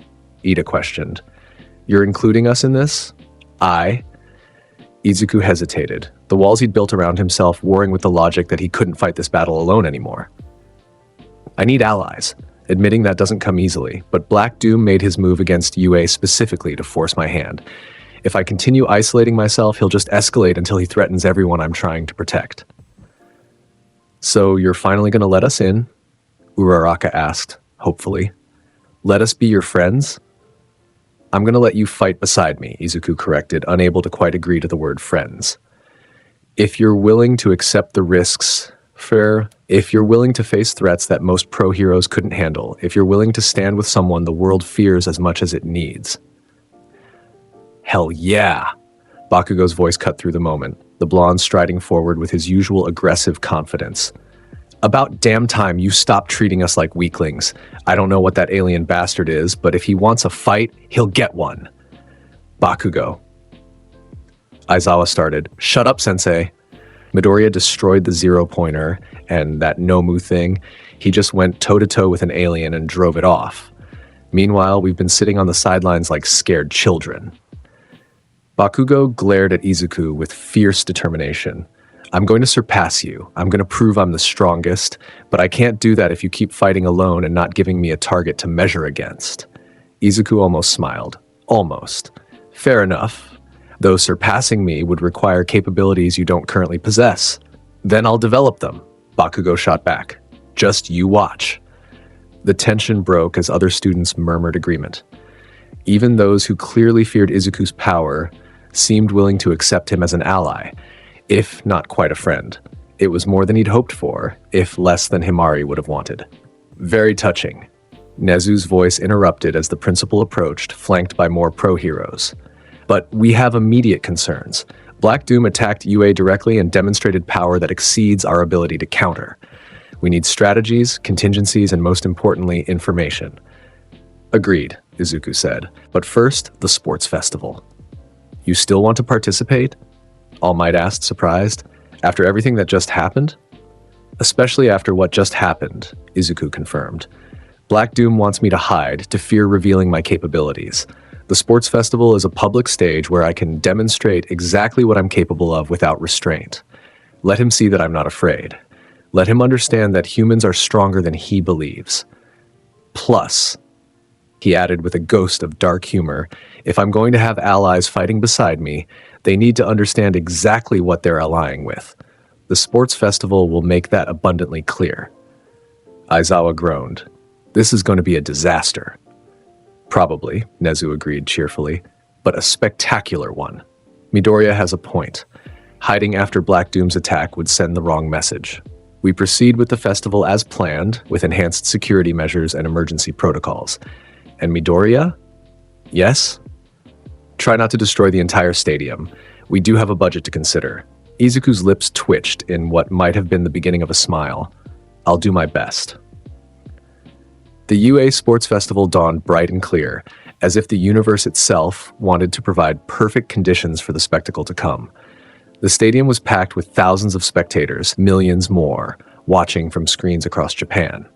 Hero agencies had sent scouts to observe. The media was in a feeding frenzy after the leaked news of Black Doom's attack, and at the center of it all stood Class 1A, about to showcase the next generation of heroes to a nation desperate for symbols of hope. The first event is an obstacle race. Present Mike's voice boomed across the stadium. 4 kilometers around the stadium, filled with obstacles and challenges. The first 42 students to finish advanced to the next round. The starting gate opened. Students surged forward in a mass of bodies and quirks. Izuku walked, not ran, not rushed, walked calmly while chaos erupted around him. Students used their quirks in creative combinations, racing ahead, but Izuku maintained his measured pace, calculating optimal routes and energy conservation. Then he reached the first obstacle, a pit filled with robot opponents from the entrance exam, including several zero-pointers. Chaos control. He teleported across the entire obstacle in an instant, materializing on the far side while other students struggled with the robots. The crowd roared its shock and excitement. Second obstacle, a massive chasm with tight ropes across it. Izuku simply walked on air, his air shoes generating platforms of chaos energy that made the obstacle irrelevant. Third obstacle, a minefield. Izuku analyzed the mine placement pattern for exactly 2.3 seconds, then moved through it at high speed, his feet landing in the precise safe spots with mechanical precision. He crossed the finish line 37 seconds ahead of the second-place contestant, Todoroki, who had frozen his path through most obstacles. The crowd was going insane. Present Mick was shouting himself hoarse, and Izuku stood at the finish line, barely winded, looking vaguely disappointed that it hadn't been more challenging. "What an incredible performance!" Present Mike screamed. "Izuku Midoriya absolutely dominated that course!" "Folks, we might be watching the birth of a new legend." Izuku tuned out the commentary, focusing on his classmates as they finished. Bakugo came in third, Explosion propelling himself with aggressive efficiency. Ida used his engines to great effect, securing 4th place. Uraraka used her zero-gravity quirk creatively for 5th. The 42 qualifiers assembled in the stadium center for the next event announcement. "The second event is a cavalry battle," Midnight announced, cracking her whip for emphasis. "Form teams of 2 to 4 people. The person on top will wear a headband with a point value based on your finishing position in the obstacle race. Steal headbands from other teams to increase your points. The top 4 teams advance to the finals." She pointed at Izuku with a sultry smile. "And the first place finisher from the race? Your headband is worth 10 million points." The stadium erupted. Every student turned to stare at Izuku, calculating their chances of stealing that massive point value. Izuku crossed his arms, unbothered. "Who wants to team with me?" Silence. No one wanted to team with the most obvious target, even if his power guaranteed their victory. They all wanted to be the ones to defeat him, to prove themselves by taking him down, except Todoroki, who stepped forward. "I will." "You're supposed to try to defeat me," Izuku pointed out. "That's the strategic play." "I'm not interested in strategic plays," Todoroki replied. "I'm interested in fighting beside the strongest person here and learning what real power looks like. Besides, you need allies, remember? This is me accepting that role." Before Izuku could respond, Uraraka joined them. "Me too. I know I'm not super strong like you guys, but my quirk could help with mobility. And you'll need someone with brains on the team." A girl with black hair and a spiky ponytail, Yaoyorozu Momo, added. "I can create items and develop strategies. A team of powerful individuals without coordination is just a mob." Izuku studied his impromptu team, then nodded. "Acceptable. Todoroki as the front attacker, Uraraka for mobility and evasion, Yaoyorozu for support and strategy. I'll direct our movements and defend against incoming attacks." "You're not going to be the rider?" Yaoyorozu questioned. "No, I'm the most dangerous member of this team. I'm most effective with freedom of movement." His eyes swept across the other teams forming around them. "Besides, making me the rider would be too easy. This way, we actually have a challenge." The cavalry battle began in chaos. Multiple teams immediately rushed toward Izuku's group, all desperate to claim the 10 million point headband. Explosions, ice, and various quirks filled the air as Class 1A unleashed their full capabilities. Izuku moved through it all like a ghost, his enhanced perception making their attacks seem slow motion. He deflected incoming strikes with minimal effort, his chaos barriers protecting his teammates while they focused on maneuvering and counterattacking. Chaos Spear. A precisely aimed energy javelin destroyed an incoming projectile. Todoroki, Ice Wall at 3 o'clock. Uraraka, prepare for evasive jump. Yaoyorozu, create a smoke bomb, now. His team responded with growing synchronization, their movements becoming more coordinated as they learned to work with Izuku's rapid-fire tactical commands. They weren't just surviving, they were dominating, collecting headbands from other teams with ruthless efficiency. Bakugo's team made their aggressive move, explosion propelling themselves directly at Izuku. Die, Midoriya! Predictable. Izuku caught Bakugo's wrist mid-explosion, redirecting the blast harmlessly. Your aggressive tendencies make you easy to counter. Learn subtlety, Bakugo Katsuki. Stop calling me by my full name, then stop making it so easy to predict your moves. The cavalry battle ended with Izuku's team in first place, having collected over 15 million points from other teams. Bakugo's team secured second through sheer aggressive determination. Todoroki's solo team, he'd split from Izuku before the battle began despite his earlier words, came third. Ida's team grabbed fourth in the final seconds. The crowd was ecstatic. The first-year students had put on a show that exceeded all expectations. And at the center of it all, Izuku Midoriya had demonstrated power and tactical genius that made professional heroes take notice. Incredible, Present Mike shouted. And now for the final event, one-on-one tournament battles. These students will fight mano a mano to determine who's the best of the best. The matchups appeared on the screen. Round 1, Izuku Midoriya versus Hitoshi Shinso, Todoroki Shoto versus Saruhanta, Ida Tenya versus Mei Hatsume, Bakugo Katsuki versus Uraraka Ochako. Izuku studied his opponent. Shinso Hitoshi, a general studies student with a brainwashing quirk activated by verbal response. Dangerous if one didn't know the trick. Trivial if one did. You're up first, Midoriya, Midnight announced. Show us what you've got. The arena floor was clear, the stands packed, the atmosphere electric. Izuku and Shinso faced each other across the arena, the crowd's roar deafening. People say you're the strongest student here, Shinso said, his tone carefully neutral. That you're some kind of monster. Bet you think you've already won, don't you? Izuku didn't respond verbally. He'd researched his opponents, knew Shinso's quirk required verbal engagement. Instead, he simply moved. Chaos control. One moment. Distance separated them. The next, Izuku stood directly in front of Shinso, his hand raised to the boy's forehead, chaos energy crackling in warning. Your quirk requires I answer you, Izuku stated quietly, his voice not carrying to the crowd. I won't. This match is over. Step out of bounds, or I'll do it for you. Shinso's eyes widened in frustration and defeat. He'd planned this matchup, researched his opponent, prepared strategies. None of them had accounted for someone who simply refused to engage verbally while possessing the power to end the fight instantly. This is why I hate the hero course, Shinso muttered as he walked toward the boundary line. You people don't even have to try. Wrong, Izuku said, making Shinso pause. I have to try constantly, every day, every moment. But I've trained too long and too hard to lose to a quirk that relies on my making a verbal mistake. Your quirk is powerful, Shinso Hitoshi, but power isn't enough. Strategy, preparation, and execution matter just as much. Shinso stepped out of bounds. Midoriya is the winner, Midnight declared. The crowd was confused by the anticlimactic finish, but the pro hero's watcher stood. Izuku had demonstrated perfect tactical awareness, refusing to engage on his opponent's terms and ending the fight with zero wasted energy. Todoroki's match was next. A brutal demonstration of ice manipulation that overwhelmed Sero in seconds. Then Ida's match, which turned into a showcase for Mei's support items before Ida accidentally carried her out of bounds. Finally, Bakugo versus Uraraka. Izuku watched that match with particular attention. Uraraka fought with courage and creativity, using her quirk to lift debris and rain it down on Bakugo in a meteor shower attack. But Bakugo, for all his aggressive tendencies, showed surprising tactical awareness, destroying the debris with a massive explosion before she could finish her gambit. Uraraka collapsed from overuse of her quirk, and Bakugo advanced to the semifinals.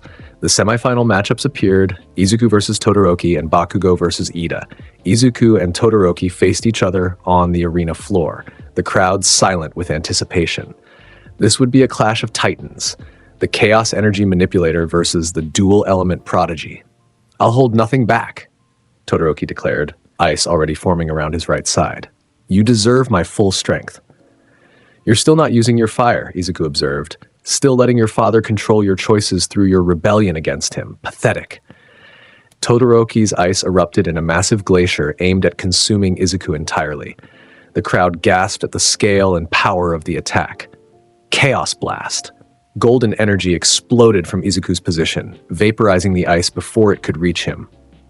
Steam filled the arena as the temperature differential created instant fog. Through the mist, Izuku's voice carried with perfect clarity. "Your ice is impressive, Todoroki, but it's still only half your power. You're handicapping yourself, which means you're not respecting this fight. You're not respecting me." Another glacier formed, even larger than the first. Todoroki poured his full power into the attack, creating an ice wall that would have trapped most opponents indefinitely. Izuku walked through it. The ice cracked and shattered around him, chaos energy burning through the frozen barrier like it wasn't even there. He emerged completely unharmed, his expression disappointed. "This is your full power?" Izuku asked quietly. "This is what you're capable of when you use only half your quirk? Todoroki Shoto, you're better than this." "Shut up," Todoroki gasped, overuse of his quirk causing his right side to frost over dangerously. "You don't know what that fire represents. You don't know what my father—" "Your father is irrelevant." Izuku's voice cut through the arena like a blade. "Your fire is yours. Your power is yours. Your choices are yours. Stop letting a man you hate control your life by refusing to use the strength you were born with." He stepped closer, chaos energy swirling around them both in a localized storm. "Himari taught me that we are more than our origins, more than what others want us to be.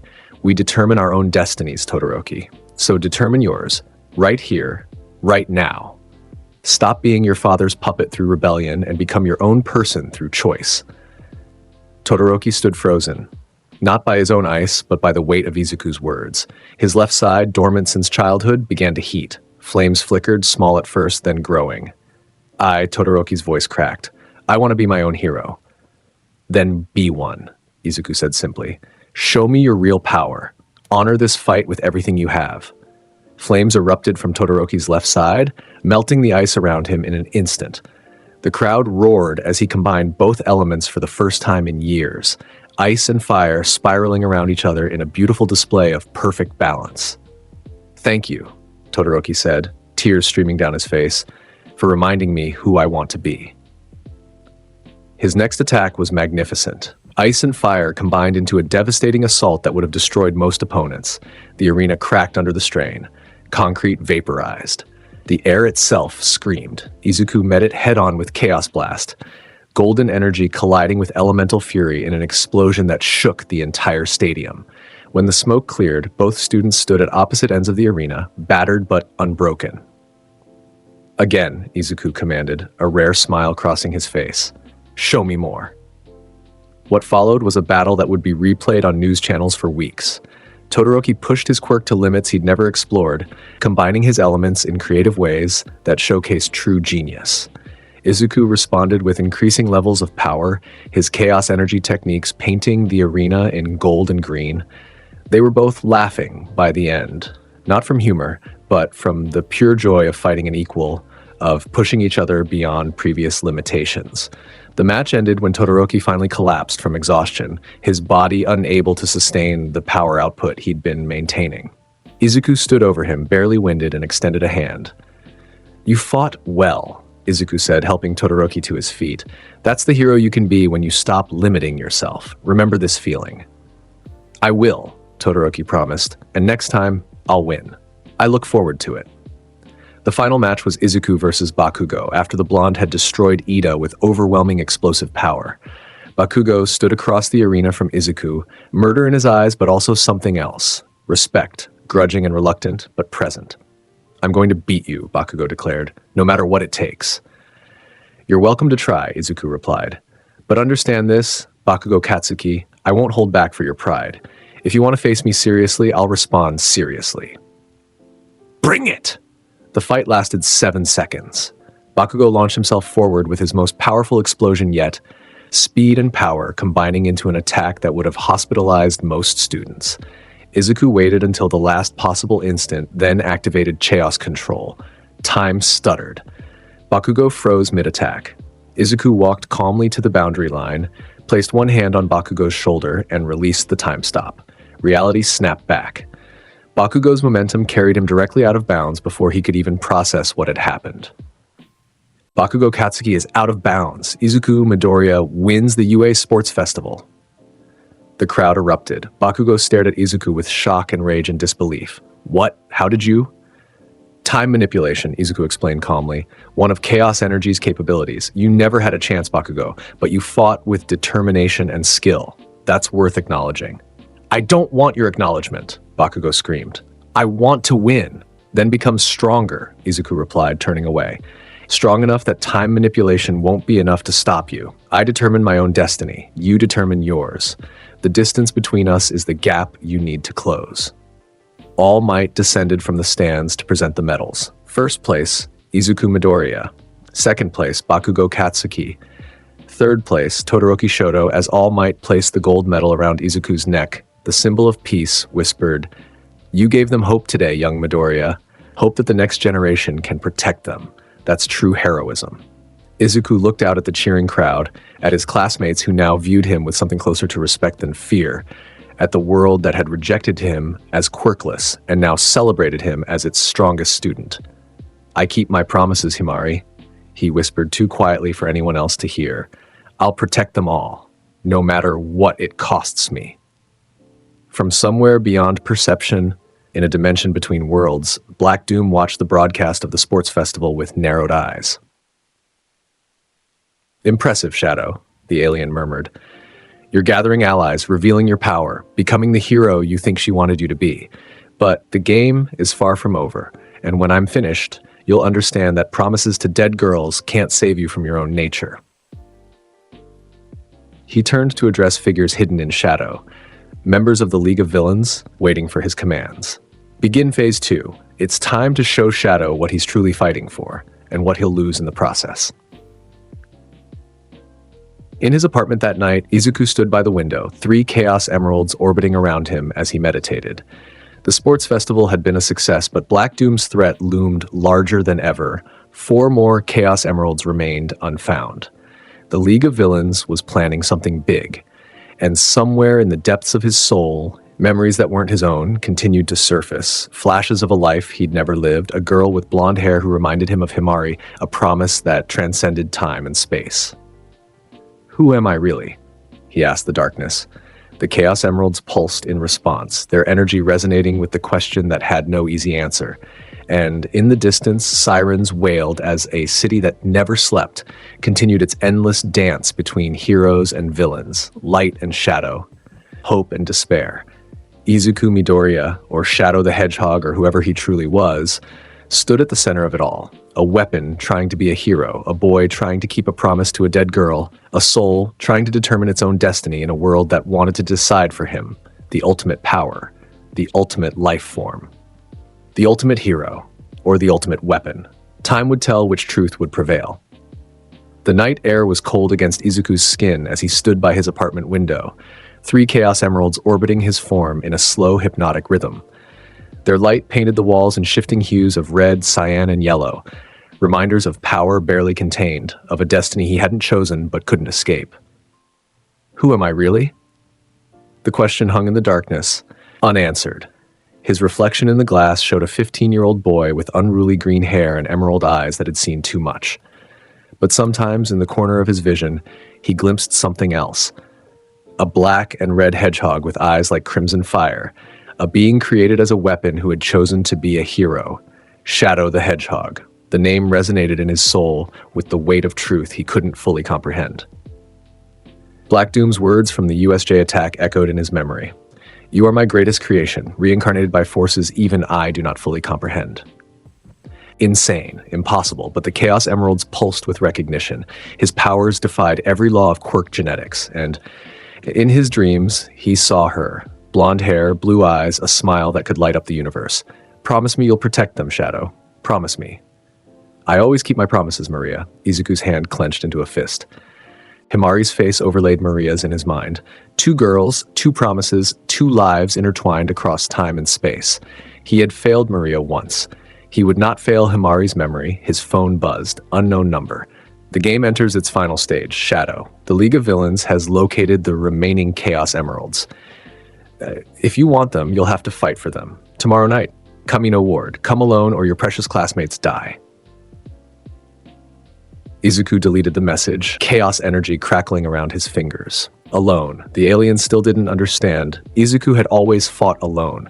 Even now, surrounded by potential allies, he remained isolated by choice and necessity. But perhaps that was about to change. Morning arrived with deceptive normalcy.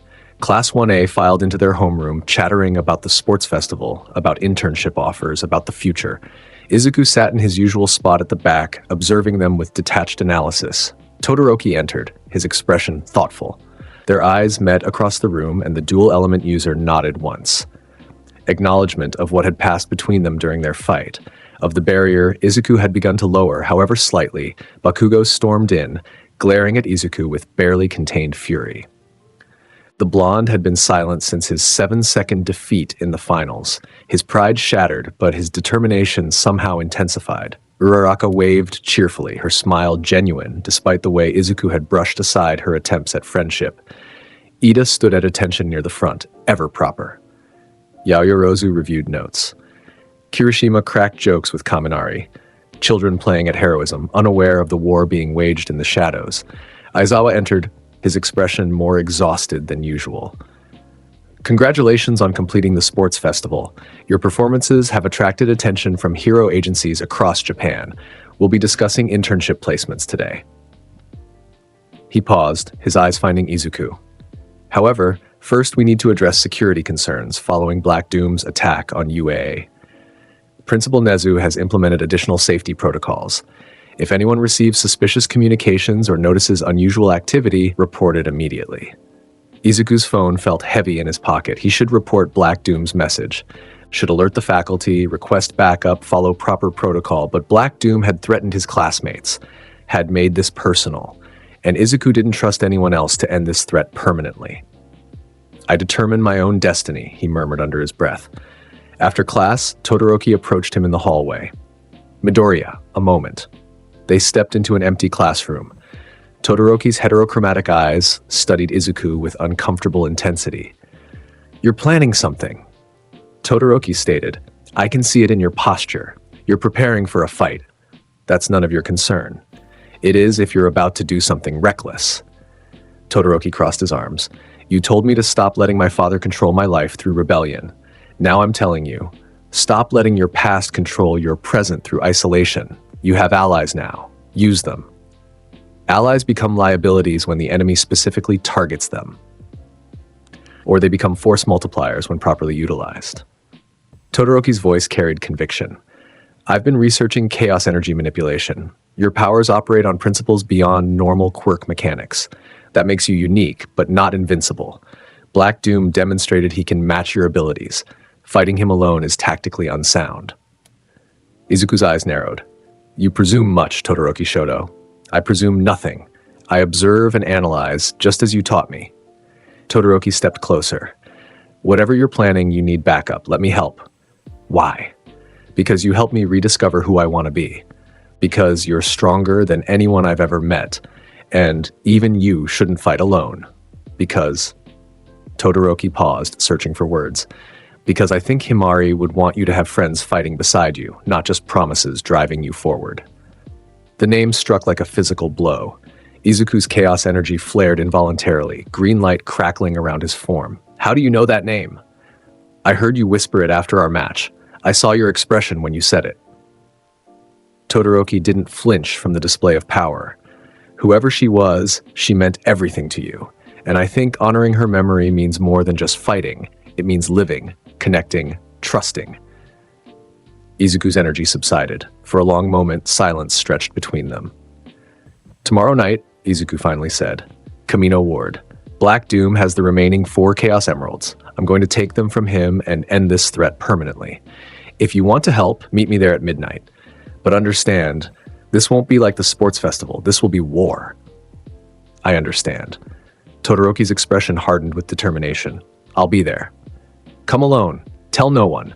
If the faculty intervenes, Black Doom will kill hostages. Todoroki nodded and left. Izuku stood in the empty classroom, wondering if he'd just made a terrible mistake, or perhaps for the first time since Himari's death, he'd made the right choice. The day passed in a blur of classes and preparations. Izuku spent his free periods meditating with the 3 Chaos Emeralds, pushing his connection with them deeper, learning their secrets. Each emerald resonated with specific aspects of chaos energy. The red with raw power, the cyan with precision control, the yellow with speed and reaction time. With all 7, his power would increase exponentially. He would become unstoppable, but Black Doom had 4 emeralds of his own. The alien's power, amplified by those artifacts, would be catastrophic. This fight would determine not just Izuku's fate, but potentially the world's. That evening, Izuku stood on his apartment rooftop, watching the city lights flicker to life across the darkening skyline. Somewhere out there, the League of Villains prepared their assault. Black Doom wove his schemes, and Izuku was tired of fighting alone, tired of pushing everyone away, tired of carrying the weight of 2 lifetimes on his shoulders. I miss you, Himari, he whispered to the stars. I miss Maria. I miss knowing who I am without the burden of what I'm supposed to be. The Chaos Emeralds pulsed in response, their energy gentle, almost comforting. They had been with Shadow through everything, his creation, his betrayal, his redemption, his sacrifice, and now they were with Izuku, a soul carrying Shadow's legacy across dimensions. Tomorrow it ends, Izuku vowed. Tomorrow I fulfill every promise. Tomorrow I determine my own destiny once and for all.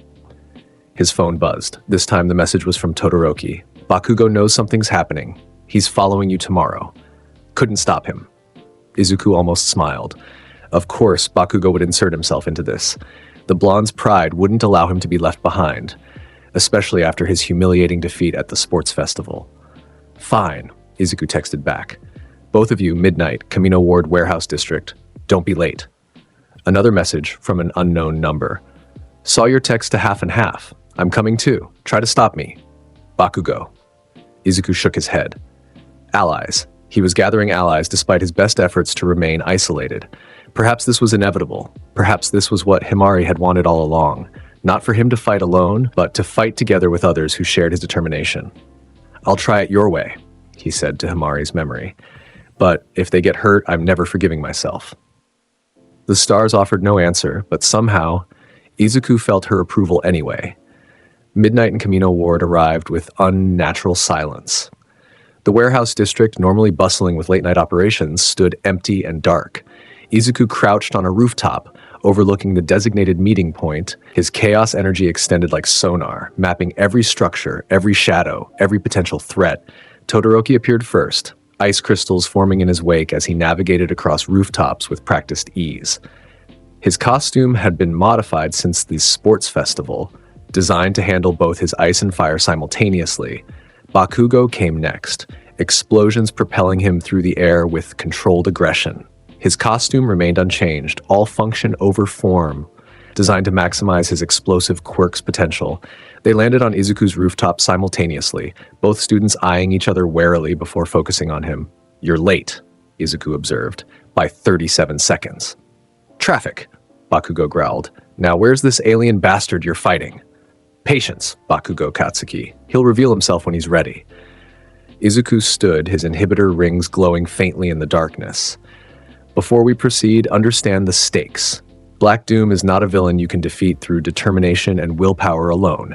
He operates on principles beyond quirk mechanics.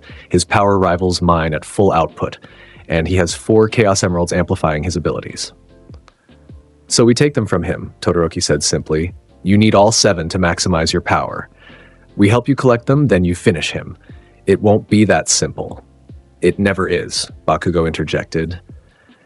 Stop wasting time with warnings and let's fight. Before Izuku could respond, reality tore open. A massive portal of swirling darkness materialized in the center of the warehouse district, and from its depths emerged Black Doom.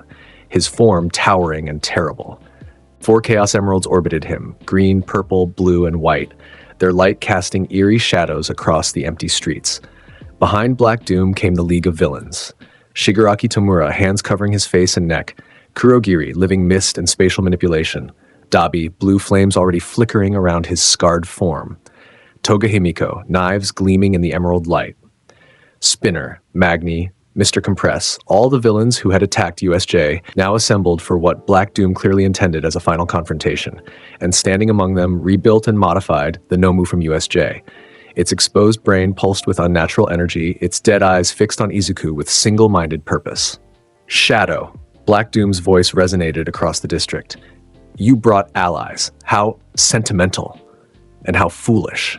More targets for me to use against you. Izuku's chaos energy flared, emerald light erupting around his form. I brought allies to witness your defeat, to show them that even something as powerful as you can be overcome when heroes stand together. Heroes? Black Doom laughed, the sound like grinding stone. You're no hero, Shadow. You're a weapon pretending at heroism. But tonight, I'll strip away your delusions. Tonight, you'll remember what you truly are, the ultimate life form, created to be my perfect servant. I determined my own purpose, Izuku stated coldly. And my purpose is to eliminate you. Then come. Black Doom spread his arms wide. Show me the power I created. Prove you're worthy of the chaos energy flowing through your veins. And when you fail, when your friends lie broken at your feet, you'll finally accept the truth. Izuku didn't respond with words. He simply moved. Chaos control. Reality stuttered as Izuku teleported directly into the middle of the League of Villains, his hands already glowing with chaos energy. Chaos Spear! Golden javelins erupted in all directions, each one finding a target with perfect precision. Villains screamed as the energy constructs pinned them to walls, ground, and debris. Non-lethal but completely incapacitating, the Nomu lunged its massive fist crashing toward Izuku's head. He caught it with one hand, chaos energy reinforcing his physical strength to match the bioweapon's overwhelming power. You again, Izuku observed. Didn't learn from our first encounter? He twisted, redirecting the Nomu's momentum while simultaneously driving his knee into its exposed gut. The creature tanked the hit, shock absorption nullifying the damage. Todoroki! Bakugo! Focus on the League of Villains, Izuku commanded. I'll handle the Nomu and Black Doom. Todoroki and Bakugo didn't question the order. They launched themselves into battle, ice and explosions filling the air as they engaged the villains. Izuku hadn't completely incapacitated. Shigaraki lunged at Todoroki, his decay quirk ready to disintegrate anything he touched.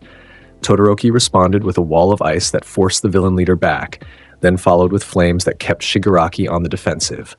Bakugo engaged Dabi directly. Explosion meeting flame in a pyrotechnic display that lit up the night sky. Your fire's pathetic, Bakugo roared.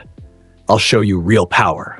Meanwhile, Izuku faced the Nomu while Black Doom watched with cruel amusement. The bioweapon attacked with overwhelming force and speed, each strike powerful enough to crater concrete. But Izuku had fought this creature before. He knew its patterns, its limitations. Chaos boost. Izuku's speed increased exponentially. He became a blur of motion, evading the Nomu's attacks while landing precise strikes that bypassed its shock absorption through chaos energy manipulation. Each hit damaged the creature from within, golden light erupting from its mouth and eyes as its regeneration struggled to keep pace. Impressive, Black Doom observed, but insufficient. Nomu, access Protocol Omega.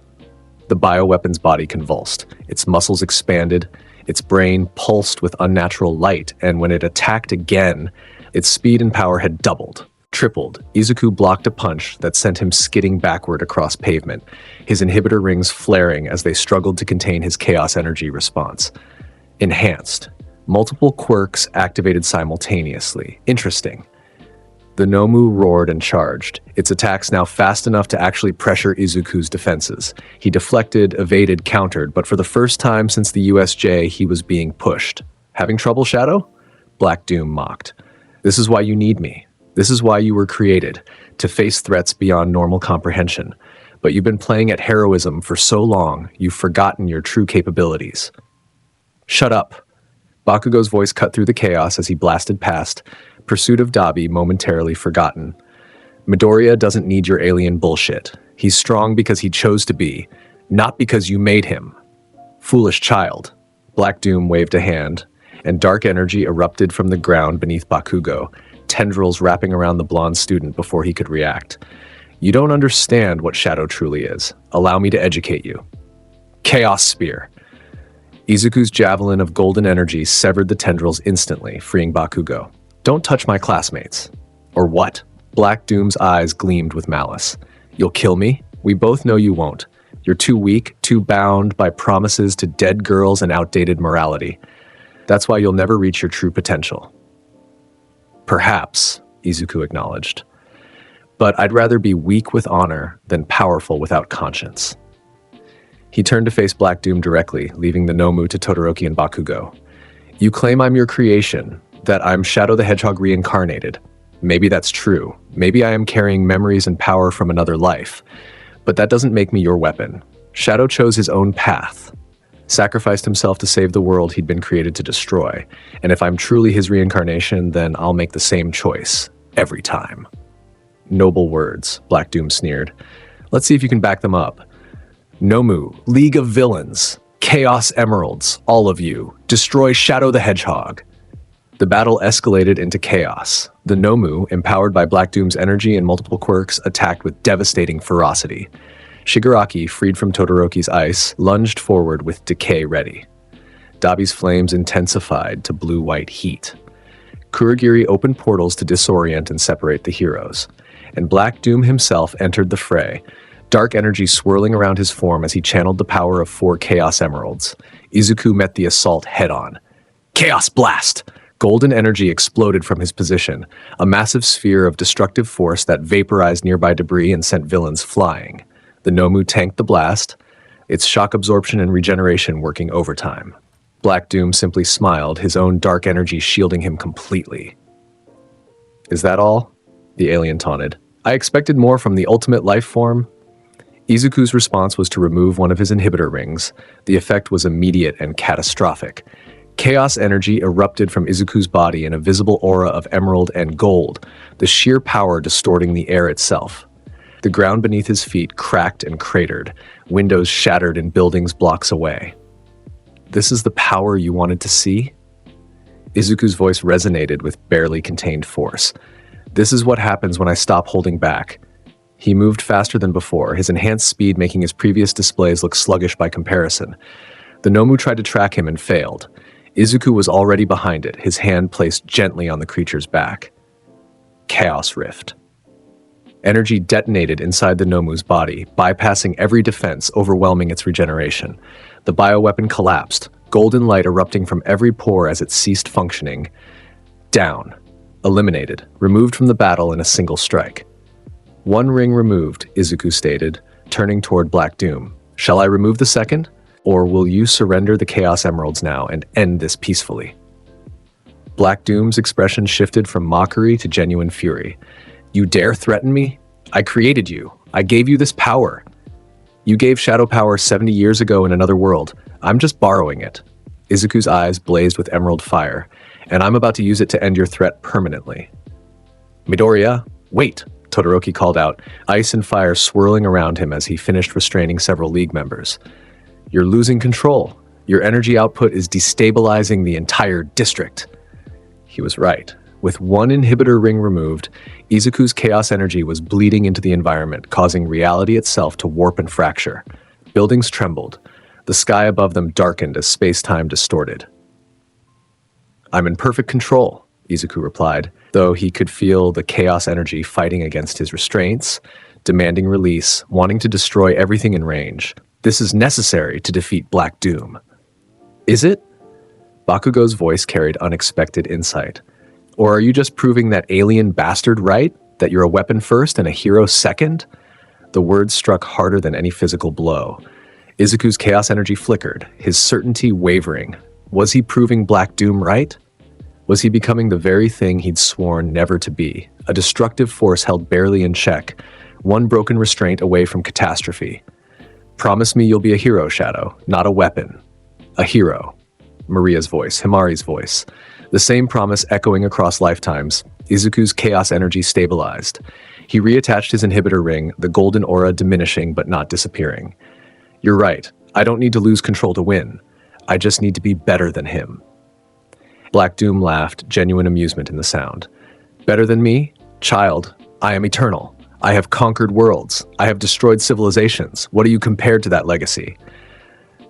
I'm someone who keeps his promises, Izuku said simply. And I promise to protect this world. That means stopping you, permanently. He raised his hands, the 3 Chaos Emeralds orbiting around him beginning to glow with intense light. Chaos control! Time stopped. Not completely. Izuku couldn't freeze time entirely, not with only 3 emeralds, but he could slow it enough to act while others remained trapped in molasses-thick seconds. He moved through the frozen moment, approaching Black Doom with measured steps. The alien's dark energy shielded him partially from the time manipulation, his consciousness still active even if his body moved slowly. Impressive. Black Doom's voice distorted through temporal distortion. But this technique requires immense energy. You can't maintain it long enough to defeat me. I don't need long. Izuku reached out, his hand phasing through Black Doom's defenses with chaos energy manipulation. I just need enough time to do this. His fingers touched the 4 Chaos Emeralds orbiting Black Doom. Connection established. Resonance achieved. The Emeralds recognized their true master, not Black Doom, who commanded them through force, but Shadow's Reincarnation, who understood them fundamentally. No, Black Doom roared, time manipulation shattering as he fought back. Those are mine. I claimed them. You claim nothing, Izuku corrected. Chaos Emeralds cannot be claimed through power alone. They respond to will, to purpose, to the strength of one's convictions. The 4 Emeralds tore free from Black Doom's control, orbiting Izuku alongside the original 3. 7 Chaos Emeralds. Complete set. Unlimited power, Izuku felt the change immediately. The Emerald's energy surged into him, amplifying his chaos power beyond anything he'd experienced before. His inhibitor rings blazed white-hot, struggling to contain the overflow. This is the true power of chaos energy, Izuku stated, his voice resonating with otherworldly harmonics. This is what Shadow possessed, what Maria believed could be used for good, what I will use to protect everything you threaten. Black Doom staggered backward, dark energy flickering as he lost the Emerald's amplification. You truly are Shadow Reborn. But that changes nothing. I created Shadow. I can destroy his reincarnation. He lunged forward, claws extended, dark energy concentrated into a spear designed to pierce Izuku's chaos barrier. The attack was fast, powerful, desperate. The assault of a being who just lost his greatest advantage. Izuku caught the spear with one hand. The dark energy dissipated on contact with his chaos-reinforced skin. You didn't create me, Izuku said quietly. You might have created Shadow, but I'm Izuku Midoriya. I'm a boy who was quirkless and worthless, who was saved by a dying girl's kindness, who chose to become a hero despite the world's rejection. Shadow's power flows through me. Yes, his memories guide me, but my choices are my own. He stepped forward, forcing Black Doom back. And I choose to end your threat here and now. Chaos Spear. 7 javelins of golden energy erupted simultaneously, each one powered by a different Chaos Emerald, each one targeting a different vital point on Black Doom's alien physiology.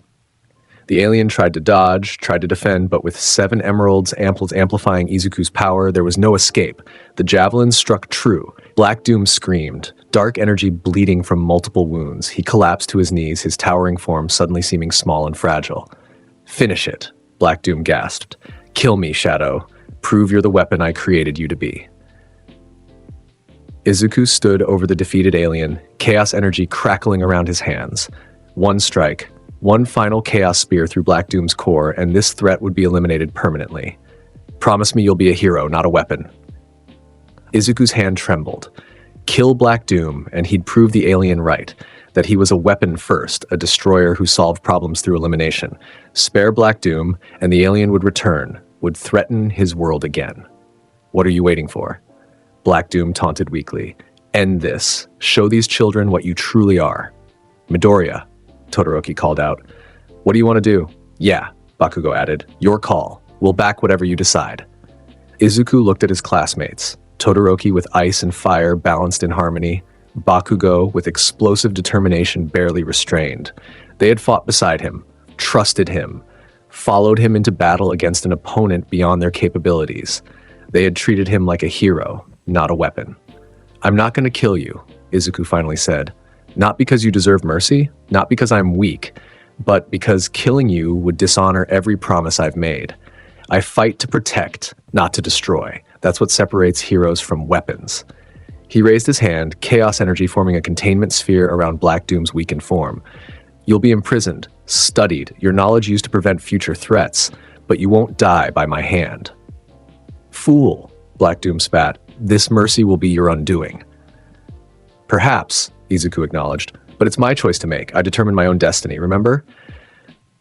Before Black Doom could respond, reality tore open again, but this time it wasn't a portal of darkness.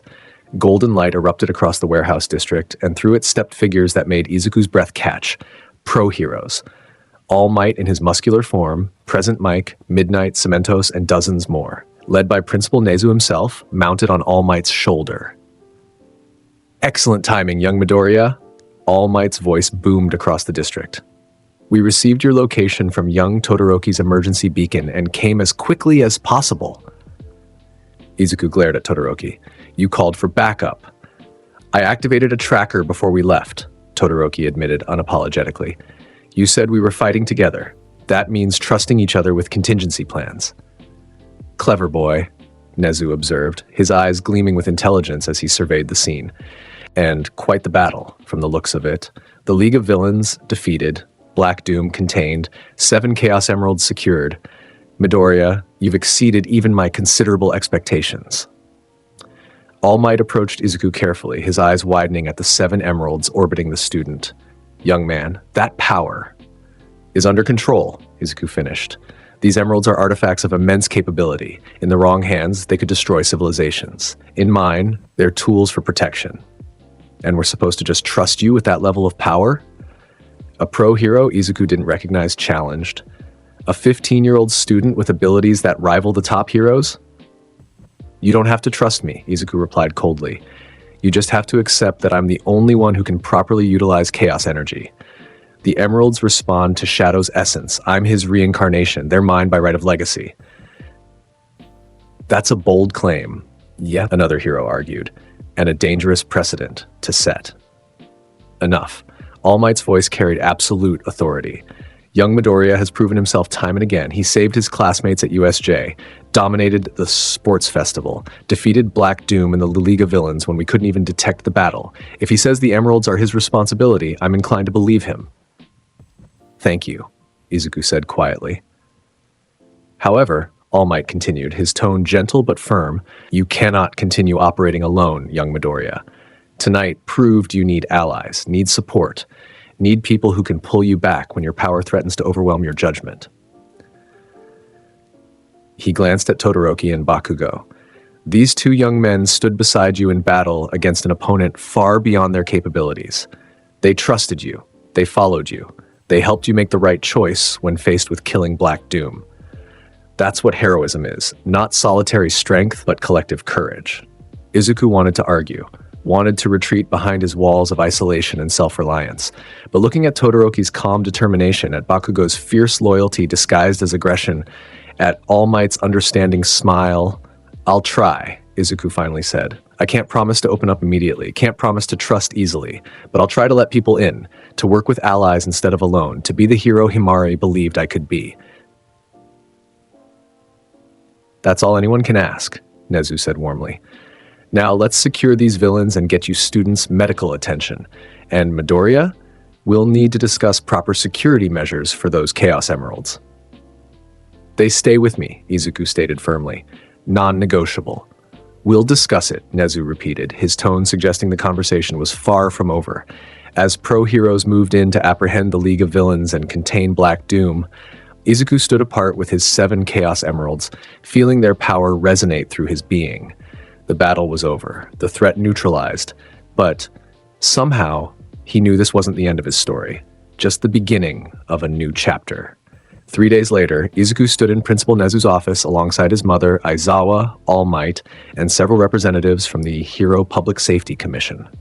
The 7 Chaos Emeralds sat on Nezu's desk, their light casting rainbow patterns across the walls. These artifacts represent a security concern, one commission representative stated flatly.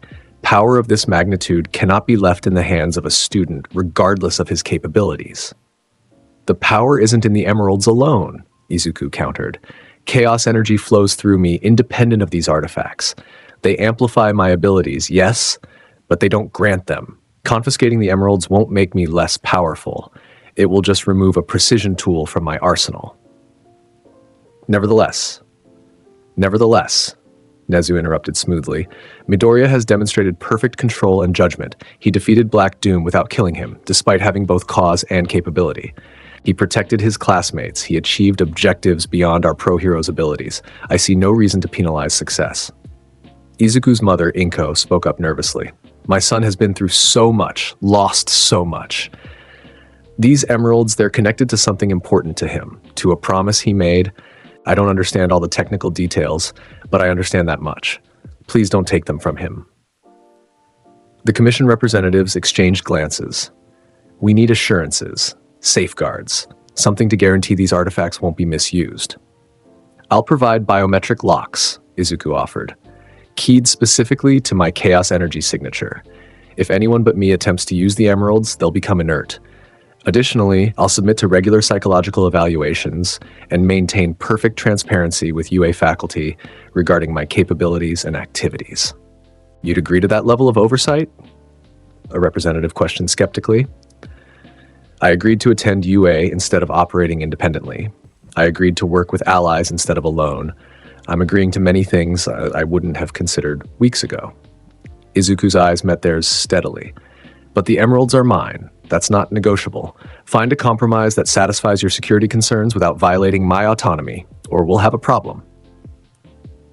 The unspoken threat hung in the air, that if pushed too far, Izuku would simply leave with the emeralds and operate beyond their authority entirely. And they all knew they couldn't stop him if he chose that path. After lengthy discussion, a compromise was reached. The emeralds would remain in Izuku's possession, secured with biometric locks and tracked via specialized equipment. Izuku would submit to monthly evaluations and maintain open communication with UA's faculty. In exchange, the Commission would provide resources for researching chaos energy and protection against future threats like Black Doom. It wasn't perfect, but it was acceptable. As the meeting concluded and people filed out, All Might placed a skeletal hand on Izuku's shoulder. Walk with me, young Midoriya. They moved to the rooftop overlooking UA's campus. The afternoon sun painted everything in warm gold, students visible below as they moved between buildings. You've come far, All Might observed. From the boy who saved his classmates at USJ to the young man who defeated Black Doom with 7 Chaos Emeralds. But I worry about you, Izuku. Worry that you're still fighting a war inside yourself. I am, Izuku admitted. Every day. Shadow's memories surface at random moments. I see things, feel things, remember events I never experienced. It's disorienting. Tell me about Shadow, All Might requested gently. Who was he, really? Izuku was quiet for a long moment, organizing thoughts and memories that spanned lifetimes. Shadow the Hedgehog was created as the ultimate life form by Professor Gerald Robotnik 50 years ago in another world. He was designed to be a weapon, a perfect being with immense power. But Gerald's granddaughter Maria befriended him, showed him kindness, taught him that power could be used to protect instead of destroy. His voice grew softer. When the military raided the space station where they lived, Maria helped Shadow escape. She died doing it. Her last words to him were to protect the world, to give people a chance to be happy. And Shadow, he honored that promise, fought against his creator's revenge, saved the world multiple times, eventually sacrificed himself to protect the planet from total destruction. And you believe you're his reincarnation, All Might said. It wasn't a question. I don't know what I believe anymore, Izuku confessed. The evidence suggests I'm Shadow reborn in this world. The memories, the powers, the way Chaos Emeralds respond to me, it all points to that conclusion. But it doesn't feel like I'm wearing someone else's soul. It feels like Shadow's essence merged with mine. Like we're the same person across different lives, different choices, different circumstances. And Himari was your Maria. Izuku nodded, tears threatening at the corners of his eyes. She saved me when I was about to jump off a building. made me promise to live, to protect people, to be a hero. Then Black Doom killed her to punish me for refusing to become his weapon. She was 7 years old. Terminal cancer patient who should have had at least a few more months, and he murdered her just to hurt me. That's why you almost killed him, All Might realized. The temptation to avenge her must have been overwhelming. It was. Still is. Izuku clenched his fists. But killing Black Doom would have dishonored both promises, Shadow's to Maria and mine to Himari. They both wanted me to be a hero, not a weapon. Heroes don't kill when other options exist. That's wisdom beyond your years, young Midoriya. All Might smiled sadly. Shadow would be proud, Maria would be proud. And Himari, I think she's proud too, wherever she is. I hope so, Izuku wiped at his eyes quickly. I don't know how to balance it all. Shadow's memories and my own experiences, the power I possess and the restraint required to use it properly, the isolation that keeps others safe, and the connection that makes me human. You don't balance it alone, All Might said firmly. That's what we've been trying to tell you. Young Todoroki and young Bakugo fought beside you against Black Doom. Your classmates stood ready to support you during the sports festival. Your mother loves you despite not fully understanding what you are. We're all here, Izuku. You just have to let us help. I'm trying, Izuku whispered. It's just hard to trust after so long alone. I know, but take it from someone who carried the weight of society on his shoulders for decades. Heroism is not a solo endeavor. The symbol of peace was my persona, but I had teachers, friends, allies who made it possible. You need the same. All Might's form shifted, shrinking back to his skeletal true body. I'm dying, Izuku. My injury from 5 years ago is finally catching up with me. I have maybe a year left as a hero, perhaps 2 if I'm fortunate. I tell you this because UA needs someone strong enough to protect it when I'm gone, and I think that person might be you. Izuku stared at the #1 hero in shock. All Might, Don't answer now. Just think about it. All Might smiled gently. Shadow sacrificed himself to save his world. You've already proven you'd do the same for ours. But this time, maybe you don't have to sacrifice. Maybe you can live, protect, and find happiness. Maybe you can be the hero both Shadow and Izuku were meant to become. He turned to leave, then paused. One more thing. Those memories of Shadow, of Maria, they're not a burden. They're a gift. They taught you compassion, purpose, strength. Don't reject them. Integrate them. Let Shadow's legacy and Izuku's choices merge into something new, something uniquely yours. I'll try, Izuku promised. Thank you, All Might, for everything. Thank you, young Midoriya, for giving this old hero hope that the next generation will be strong enough to carry on. Class 1A's return to normal routine after the Kamino incident was anything but normal. Word had spread about Izuku, Todoroki, and Bakugo's unauthorized battle against Black Doom and the League of Villains. Some students treated them as heroes, others whispered about recklessness and rule-breaking. Izuku ignored it all, focusing on training and meditation with the Chaos Emeralds. But his classmates had other plans. Midoriya. Uraraka called during lunch, waving me over to a table where Todoroki, Idioda, Tsuyu, and several others sat. Come eat with us. I prefer to eat alone. Izuku replied automatically. Too bad. You promised to try working with allies, remember? Todoroki's tone carried the faintest hint of amusement. That includes socializing. Sit down. Izuku hesitated, then joined them, sitting between Todoroki and Ida with visible discomfort.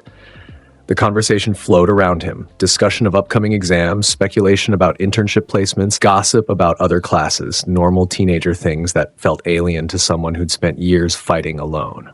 So, Kirishima leaned forward with genuine curiosity. What's it like, having all that power, I mean? Must be pretty awesome. It's a responsibility, Izuku answered carefully. Power without purpose is meaningless. Power without control is dangerous. Deep, Kaminari observed. But seriously, 7 magic emeralds that make you super strong? That's like something from a video game. They're not magic. They're crystallized chaos energy with unique properties that... Izuku stopped, realizing he was lecturing. They're complicated. Everything with you is complicated, Bakugo growled from another table. Just say they make you stronger and move on. That's reductive and inaccurate, Bakugo Katsuki. Stop using my full name. Stop being predictably aggressive in your communication style. The nearby students laughed, and Izuku realized with surprise that he'd just engaged in casual banter. It felt not terrible. Actually, the afternoon brought combat training with all might. The class was divided into teams for a rescue exercise, and Izuku found himself paired with Uraraka and Ida. "Okay, team," Ida declared with his characteristic enthusiasm. "We should formulate a comprehensive strategy before beginning. Or we could just let Midoriya handle everything like he did at USJ, Uraraka suggested with a slight smile. That worked pretty well. Unacceptable. Ida's hand chopped through the air. Heroes work together. Even someone as powerful as Midoriya should coordinate with his team. Izuku considered pointing out that working alone was more efficient. Instead, he heard himself say, "Fine, Uraraka, your zero-gravity quirk makes you ideal for victim evacuation. Ida, your speed allows rapid response to multiple locations. I'll provide support and handle any threats." "Wait." Uraraka blinked. "You're actually coordinating with us? Like, genuinely?" "I said I would try," Izuku replied. "Himari would want me to trust people. Shadow learned to work with allies eventually. I suppose I should do the same." The exercise went smoothly. More than smoothly, it was efficient and successful in ways that surprised everyone. Izuku's tactical commands, combined with Uraraka's creativity and Ida's reliability, created a synergy that exceeded their individual capabilities. "Excellent work, young heroes." All Might praised as they finished. "This is what I've been trying to teach you. Power amplified by teamwork." It was acceptable, Izuku admitted, earning surprised looks from his teammates. That evening, Izuku stood on the training ground with Todoroki, both students preparing for a sparring session. The sun was setting, painting the sky in brilliant oranges and purples. "You're changing," Todoroki observed as they took positions across from each other. "Opening up more, working with others. It's good to see." "Don't get used to it," Izuku warned. "I'm still fundamentally alone in ways you can't understand. Maybe, but you're less alone than you were." Todoroki's ice and fire activated simultaneously, their power balanced perfectly. And that's progress. They moved. Ice met chaos energy in spectacular collision. Fire was countered by golden barriers. Todoroki's combination attacks tested Izuku's defenses, while Izuku's chaos techniques pushed Todoroki to utilize his full dual-element potential. It was exhilarating. For the first time since Himari's death, Izuku felt something approaching joy in combat. Not the grim satisfaction of eliminating threats, but the genuine pleasure of testing himself against a worthy opponent. "You're smiling," Todoroki panted during a brief pause. "I don't think I've ever seen you smile before." Izuku's expression immediately neutralized. "I wasn't smiling." "You were. Just a little." Todoroki's own lips quirked upward. "It suits you. You should do it more often." Emotions are distractions. Emotions are what make us human. Todoroki's ice formed intricate patterns as he prepared his next attack. Shadow learned that from Maria, didn't he? That being powerful and being human aren't mutually exclusive. "How do you know about..." "I researched. After Camino, I wanted to understand what you were fighting. Found some interesting theories about reincarnation, about souls carrying memories across lifetimes." Todoroki shrugged. "I don't know if I believe it all, but I believe you're trying to honor someone important to you. That's enough for me." They resumed sparring, and this time, Izuku allowed himself to enjoy it. To appreciate Todoroki's growth, to acknowledge the friendship developing between them, whether he wanted it or not. Later, as they cooled down, Todoroki asked, "What was she like? Himari?" Izuku was silent for a long moment. Bright, optimistic despite terminal illness. She saw beauty in everything, flowers, stars, even hospital food, said the world was too wonderful to waste time being sad. "She sounds like she was special." She was. And Black Doom murdered her because I refused to become his weapon. Izuku's hands clenched. "Sometimes I wonder if I made the right choice, if keeping my humanity was worth her life." "She would say yes," Todoroki stated with certainty. "From everything you've told me, Himari wanted you to be a hero, not a weapon. Becoming what Black Doom wanted would have dishonored her sacrifice." "Logically, I understand that. Emotionally," Izuku trailed off. "Emotions aren't logical, for if they just are." Todoroki placed a hand on Izuku's shoulder. "But you don't have to carry them alone anymore. That's what friends are for." "We're friends?" Izuku questioned. Apparently, though you're terrible at it. I've had limited practice. Then practice more. Starting now, there's a group going to see a movie this weekend. You're coming. I have training. You train constantly. Take one evening off. Be a normal teenager for a few hours. Todoroki's eyes carried challenge and hope in equal measure. That's what Himari would want. What Shadow eventually learned. What you need to remember. That protecting the world means being part of it. Izuku wanted to argue, wanted to retreat to his apartment and his solitary meditation. But looking at Todoroki's determined expression, thinking about All Might's words on the rooftop, remembering Himari's smile, fine. One movie, but if it's terrible, I'm leaving. Todoroki's rare, genuine smile was worth the concession. Fair enough. The movie outing was chaos. Kaminari picked an action film that made Bakugo complain about unrealistic explosions. Ashido provided running commentary. Kirishima kept making jokes. Uraraka laughed so hard she nearly floated. And Izuku sat among them, surrounded by his classmates' energy and enthusiasm, and felt something he hadn't experienced in years. Belonging. It was uncomfortable and strange and entirely foreign to someone who'd isolated himself for so long. But it was also warm and genuine and somehow right in ways he couldn't articulate. After the movie, they grabbed food at a nearby restaurant. The conversation flowed around Izuku, occasionally pulling him in with direct questions he answered with his characteristic bluntness. So what's your favorite food? Ashido asked at one point. Nutrition is fuel. Preference is irrelevant. Come on, you have to like something, Izuku considered. Coffee. Black, no sugar. That's not food. That's a beverage, Kaminari protested. You asked what I like, I answered. What about real food? Uraraka pressed. Katsudon is acceptable. The table erupted in triumph at this small concession to normalcy. Izuku didn't understand their excitement over such a mundane detail, but their joy was oddly infectious.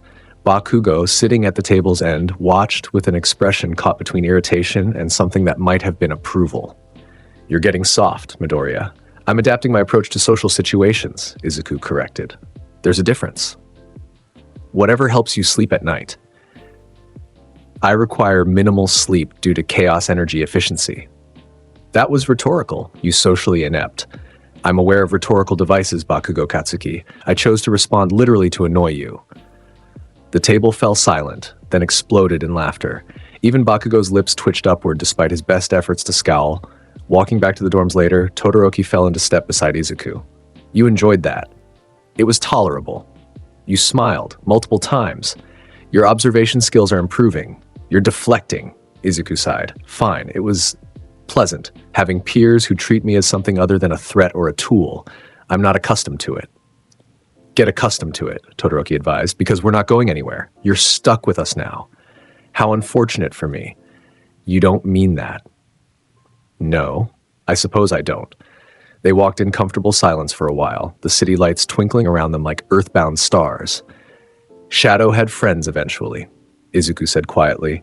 Sonic the Hedgehog, Rouge the Bat, E123 Omega. They helped him become more than just a weapon, helped him find purpose beyond his creation.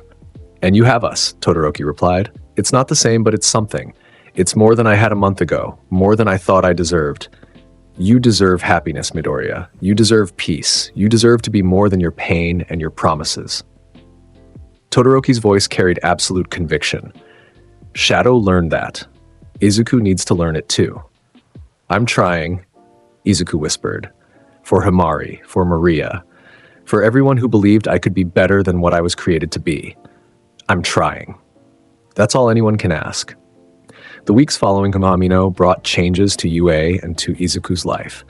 Black Doom remained imprisoned in a specialized facility designed to contain his dark energy.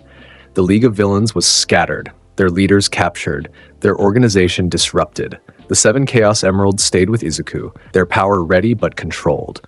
But the biggest change was internal. Izuku began attending group study sessions with his classmates, joined them for meals more regularly, participated in conversations instead of just observing, sparred with Todoroki and occasionally Bakugo, learning to appreciate competition that wasn't life or death.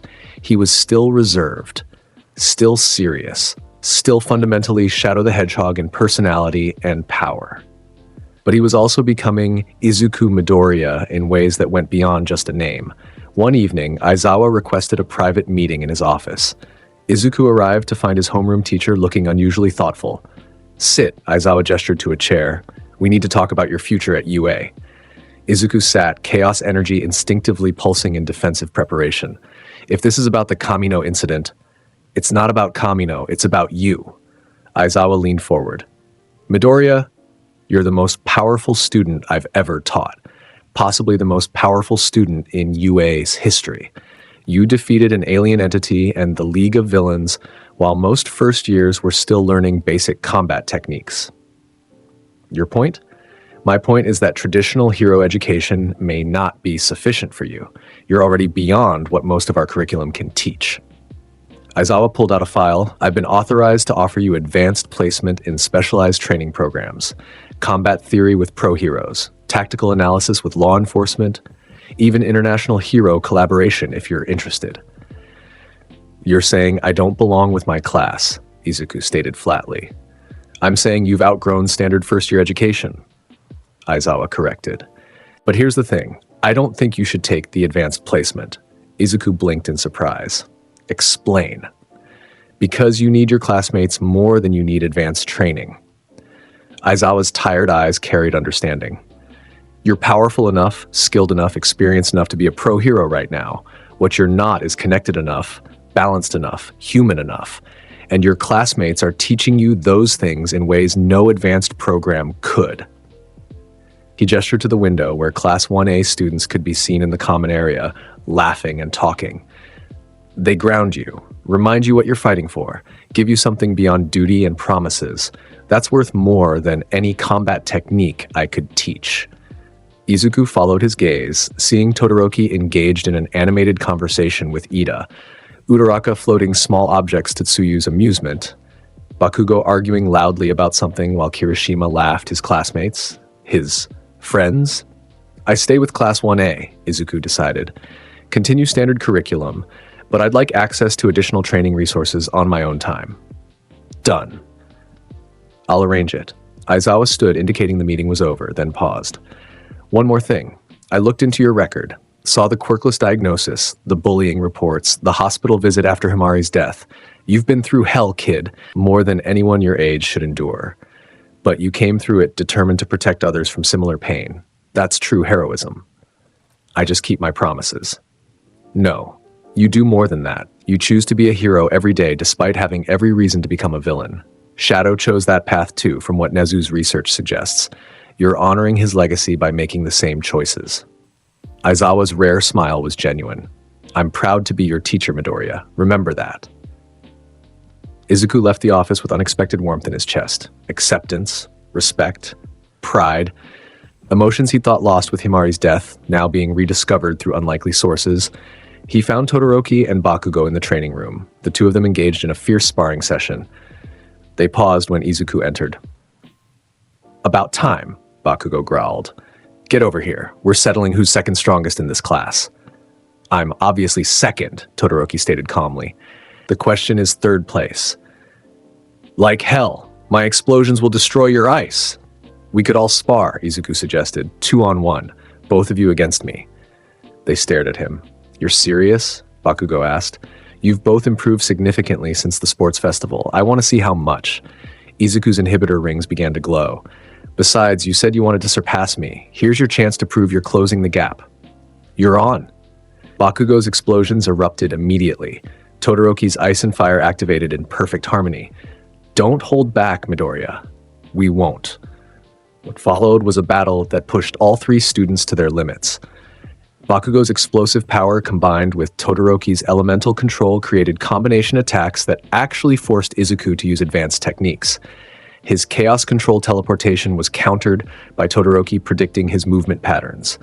His chaos spears were deflected by Bakugo's explosive blasts. They were learning, adapting, becoming stronger together. The spar ended in a draw when Aizawa shut down everyone's quirks and ordered them to stop before they destroyed the training room. All three students collapsed, exhausted but grinning. Not bad, Izuku panted. You're both improving rapidly. Damn right we are, Bakugo replied. Next time, we're winning. I look forward to it. The final exam period arrived with its traditional stress and intensity. Written tests challenged students' academic knowledge, while practical exams tested their combat capabilities against pro heroes. Izuku's written exams were perfect scores across the board, his enhanced perception and Shadow's memories giving him advantages in analysis and problem solving. But the practical exam was what everyone anticipated with both excitement and dread. "You'll be facing me," All Might announced when it was Izuku's turn. "One-on-one combat, no teammates, no support. Just you and the symbol of peace." The arena felt smaller with just the two of them. All Might, in his muscular form, radiated power and confidence. Izuku stood opposite him, chaos energy already beginning to circulate. "I won't hold back, young Midoriya," All Might warned. "You deserve my full strength. I expect nothing less." Izuku removed one inhibitor ring. "Show me what the number one hero can do." They moved simultaneously. All Might's speed was incredible, his strength overwhelming. His fist crashed toward Izuku with enough force to level buildings. Izuku met it with a chaos-reinforced block that created a shockwave felt throughout UA. Detroit Smash! Chaos Blast! The collision of their attacks shattered the arena floor. Izuku teleported, appearing behind All Might with a Chaos Spear ready. The hero twisted impossibly fast, catching Izuku's wrist and using his momentum against him. They exchanged blows at speeds normal people couldn't track. All Might's decades of experience against Izuku's chaos-enhanced reflexes and Shadow's combat memories. It was a battle between generations. The symbol of peace versus the ultimate life form's reincarnation. "You're incredible, young Midoriya," All Might shouted over the chaos of their battle. "But I've fought villains who could level cities. Show me what makes you different." Izuku's response was to remove his second inhibitor ring. The effect was immediate. Chaos energy erupted from his body in a visible aura, emerald and gold light painting the arena. The air screamed as reality itself bent under the pressure of his unleashed power. "This is what makes me different," Izuku stated, and his voice resonating with barely contained force. "This is the power of the ultimate life form, Shadow's legacy, my burden, the chaos energy that defies every law of quirk genetics." He moved faster than before, his enhanced speed making his previous displays look sluggish. All Might tried to track him and failed. Izuku was everywhere and nowhere, attacking from impossible angles, his chaos spears creating a golden storm that forced even the symbol of peace onto the defensive. "Chaos control!" Time stuttered. All Might froze mid-movement. Izuku walked calmly through the temporal distortion, placing his hand gently on the hero's chest. "In a real battle, this would be a fatal strike," Izuku said quietly. "But this is an exam, so instead, he released the time stop. I'll just say that I win." All Might staggered, his eyes wide with shock. Then, slowly, his expression shifted to pride and understanding. "Indeed you do, young Midoriya. Indeed you do." The arena fell silent. Watching students and teachers processed what they just witnessed, a first-year student defeating the number one hero in single combat. "That's impossible," someone whispered. "He stopped time," another said. "Actually stopped time." How is anyone supposed to compete with that?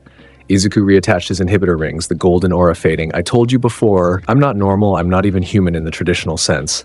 I'm Shadow the Hedgehog, reincarnated into this world, carrying power that transcends quirk mechanics. And I use that power to protect people. That's all." All Might approached, his form already beginning to shrink back to skeletal. "You've proven yourself beyond any doubt, Izuku. You pass your exam with the highest marks in UA history." "Thank you."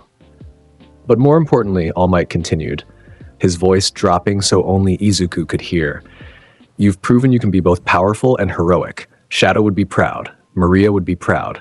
And I think Himari is proud too, watching from wherever she is." Tears threatened at the corners of Izuku's eyes. "I hope so. Everything I do is for her memory." "Then keep doing it. Keep being the hero she believed you could be." All Might's skeletal smile was warm and genuine. "The world needs heroes like you. Heroes who are powerful enough to end threats but compassionate enough to choose mercy. Heroes who balance strength with humanity. I'll try. Every day I'll try." The summer training camp brought Class 1A to a remote mountain facility for intensive quirk development. Izuku participated despite knowing most training exercises wouldn't challenge him significantly. But the camp wasn't about physical training for him. It was about bonding with classmates, learning teamwork, experiencing normal teenage activities he'd never had before. One evening, students gathered around a campfire, sharing stories and jokes. Izuku sat slightly apart, observing but not quite participating, until Uraraka dragged him into the circle. "Your turn," she announced cheerfully. "Tell us something about yourself we don't know." "I can perceive events occurring at speeds beyond human comprehension," Izuku replied. "That's not fun. Tell us something personal." Izuku was silent for a long moment, debating how much to share.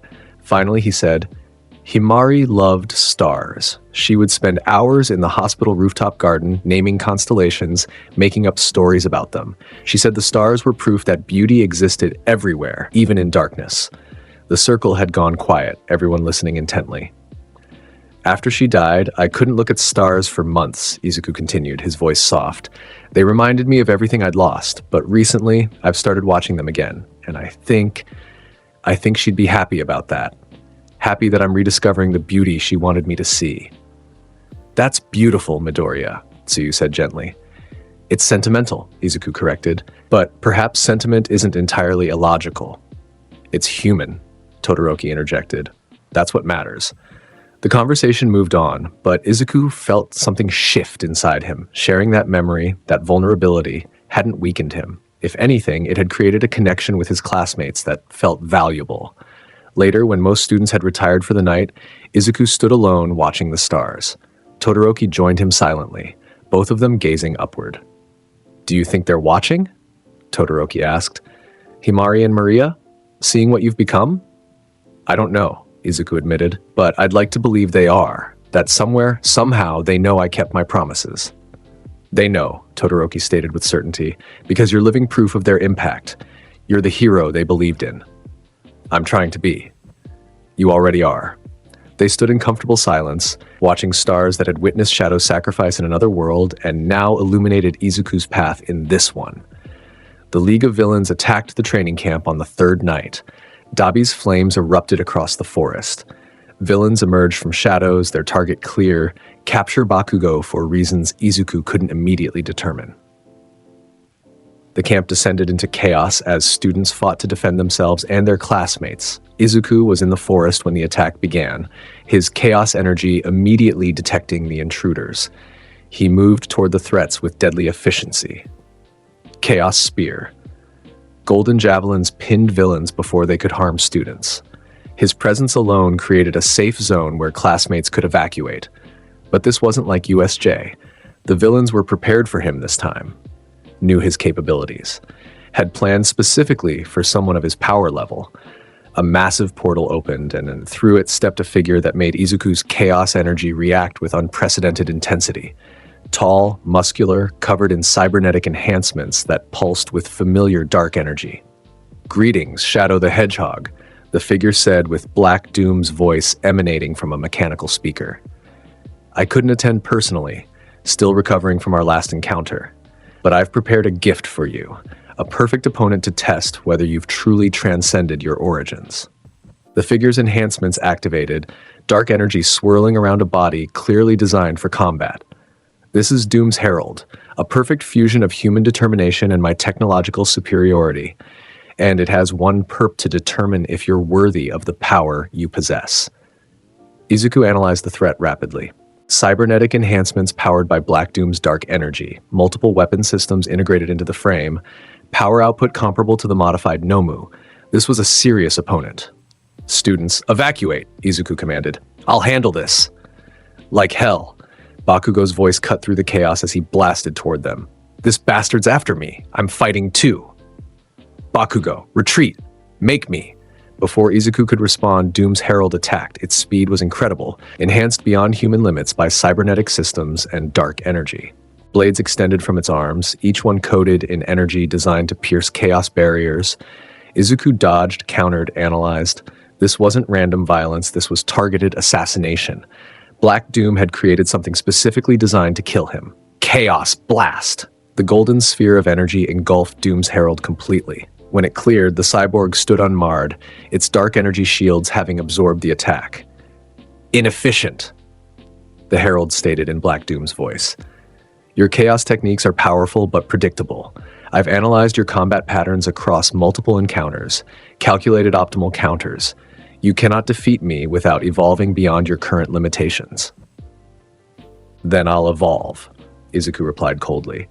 He removed both inhibitor rings simultaneously. The effect was catastrophic. Chaos energy erupted in a massive pillar of emerald and gold light that reached into the sky. The ground beneath Izuku's feet shattered. Trees within a 100-meter radius bent away from the sheer pressure of his unleashed power. The 7 Chaos Emeralds materialized around him, responding to his call, their light merging with his aura. This is the ultimate power, Izuku declared, his voice resonating with otherworldly harmonics. This is what Shadow possessed, what Maria believed could protect the world, what I will use to end your threat permanently. Doom's Herald attacked again, faster than before, its weapons cutting through space with lethal precision. Izuku didn't dodge, he simply raised his hand. Chaos control. The Herald froze mid-attack, time itself bending around Izuku's will. He walked calmly around the stopped figure, analyzing its construction, identifying weaknesses. Cybernetic enhancements powered by dark energy, Izuku murmured. Impressive engineering, but fundamentally flawed. Dark energy and chaos energy are opposing forces, and when they collide at full power... He placed his hand on the Herald's chest, chaos energy concentrating into a single point of overwhelming force. Chaos rift. Time resumed. Energy detonated inside Doom's Herald's core, chaos and darkness annihilating each other in a cataclysmic reaction. The cyborg screamed with Black Doom's voice as golden light erupted from every seam and joint. Impossible. I calculated every variable, accounted for every. The Herald exploded. Not in fire and shrapnel, but in pure dissipating energy. The dark power sustaining it collapsed, the cybernetic frame crumbling to ash. Izuku stood in the crater left by the explosion, 7 Chaos Emeralds still orbiting his form, his power barely diminished despite the massive energy expenditure. You miscalculated, he said to the empty air, knowing Black Doom could somehow hear. You assumed I'd fight like Shadow, use his techniques, his patterns, his limitations. But I'm not Shadow. I'm Izuku Midoriya, carrying Shadow's legacy, and I've learned from both lifetimes to create something new. Around him, the battle continued. Students fought villains with courage and determination. Teachers rushed to defend their charges. The camp was chaos and confusion, but Izuku brought order. Chaos control. His power extended across the entire forest, a massive application of temporal manipulation that slowed every villain simultaneously. In that frozen moment, he moved at full speed, incapacitating threats, protecting students, creating a perimeter of safety. When time resumed, the villains found themselves bound, injured, or unconscious. The League of Villains attack had been neutralized in under a minute. Aizawa arrived to find Izuku standing amid dozens of defeated villains, the 7 Chaos Emeralds orbiting peacefully around him, his expression serene despite the devastation surrounding him. Midoriya, Aizawa said carefully, "Are you in control?" "Perfect control," Izuku confirmed. He reattached his inhibitor rings, the emeralds vanishing as his chaos energy receded to normal levels. The threat has been eliminated. All students are accounted for and unharmed. The League of Villains has been defeated. You did this alone? I determined it was necessary. Black Doom sent a specialized weapon designed to kill me. I responded with appropriate force. Izuku's eyes found Aizawa's. Was I wrong to do so? No, Aizawa admitted. You protected your classmates, ended a serious threat, used your power responsibly despite its overwhelming magnitude. That's exactly what a hero should do. He paused, then added quietly, but try to leave some threats for the pro heroes to handle. We need to feel useful occasionally. Izuku almost smiled. I'll keep that in mind. The aftermath of the training camp attack brought more media attention, more scrutiny, more questions about the student who could single-handedly defeat the League of Villains. Izuku deflected most inquiries, but his reputation as UA's strongest student was now beyond dispute. More importantly, his classmates' perception of him continued to shift. They no longer saw him as a frightening force to be avoided, but as a powerful ally to be trusted. Someone who would protect them without hesitation, without reservation, without limits. The provisional hero license exam approached, and for the first time Izuku felt excited, anticipation, emotions he'd thought lost years ago now surfacing at the prospect of testing himself alongside his classmates. "You're smiling again," Todoroki observed as they prepared for the exam. "It's becoming a habit." "Don't be ridiculous. I'm serious. You've smiled more in the past month than the entire time I've known you." Todoroki's expression was thoughtful. Himari would be happy to see it. "Perhaps." Izuku adjusted his hero costume, sleek black and red with emerald accents designed to complement his chaos energy. "I've been thinking about what you said, about being part of the world instead of just protecting it. And maybe you're right. Maybe that's what Himari wanted, what Maria wanted, for Shadow to be more than a weapon, for me to be more than my promises." Izuku met Todoroki's eyes. "Thank you for pushing me toward that realization. That's what friends do. We really are friends now, aren't we?" "Apparently." Todoroki's rare smile was genuine. "Though you're still terrible at it." "I'm improving." The provisional license exam itself was anticlimactic for Izuku. The first round required rescuing civilians in disaster scenarios, tasks his chaos energy manipulation made trivial. The second round involved combat against other school students, opponents who stood no chance against the ultimate Lifeform's Reincarnation. He passed with perfect scores, though he deliberately held back to avoid completely overshadowing his classmates. They needed confidence in their own abilities, not just reliance on his overwhelming power. After the exam, Class 1A gathered for celebration. Izuku found himself pulled into their excitement despite his natural reservations. "We did it!" Kirishima cheered. "All of us passed!" "Not all," Bakugo grumbled. He and Todoroki had been among the few who failed due to focusing too much on combat and not enough on rescue. "Some of us have to take remedial training. Then get stronger," Izuku stated. "Passing an exam isn't the goal. Becoming capable heroes is. If remedial training helps you achieve that, it's worthwhile." "Wow, that was almost inspirational," Kaminari observed. "You feeling okay, Midoriya?" "I'm functioning within normal parameters." "He's feeling social," Uraraka translated with a grin. "And it's adorable." "I am not adorable. I am the ultimate life form." "You can be both." The easy camaraderie, the genuine laughter, it filled something inside Izuku he hadn't known was empty. Connection. Belonging. The simple human need for companionship he denied himself for so long. That evening, Izuku stood on the dorm rooftop with the 7 Chaos Emeralds orbiting around him. The city lights sparkled below like earthbound stars. Everything felt peaceful. His phone buzzed. Unknown number. He almost didn't check it, then saw the message. "Well played, Shadow. You've gathered allies, grown stronger, learned to balance power with humanity. You're becoming exactly what Maria hoped you would be, what Himari believed you could become. I concede defeat. This world has shaped you into something I can no longer control or corrupt.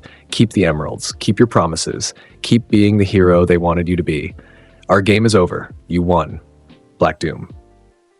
Izuku stared at the message for a long time, processing the implications. Black Doom was retreating, admitting defeat, leaving him in peace. It felt wrong somehow, anticlimactic. He'd expected a final confrontation, an ultimate battle, a climactic showdown where he proved once and for all that heroes triumph over darkness. But perhaps this was better. Perhaps the real victory wasn't defeating Black Doom in combat, but proving the alien wrong about what Izuku was, about what he could become. "I kept my promises," Izuku whispered to the stars. "To you, Maria. To you, Himari. I protected this world. I became a hero. I learned to let people in, to trust, to connect. I balanced Shadow's power with Izuku's humanity. I determined my own destiny." The Chaos Emeralds pulsed with warm light, their energy resonating with approval and pride. "You did well, Shadow. We're proud of you."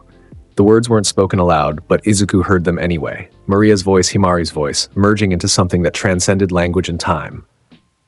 "Thank you," he breathed, "for believing in me, for saving me, for showing me that weapons can choose to be heroes." The moment passed. The voices faded, but the warmth remained. Months flowed into each other like water.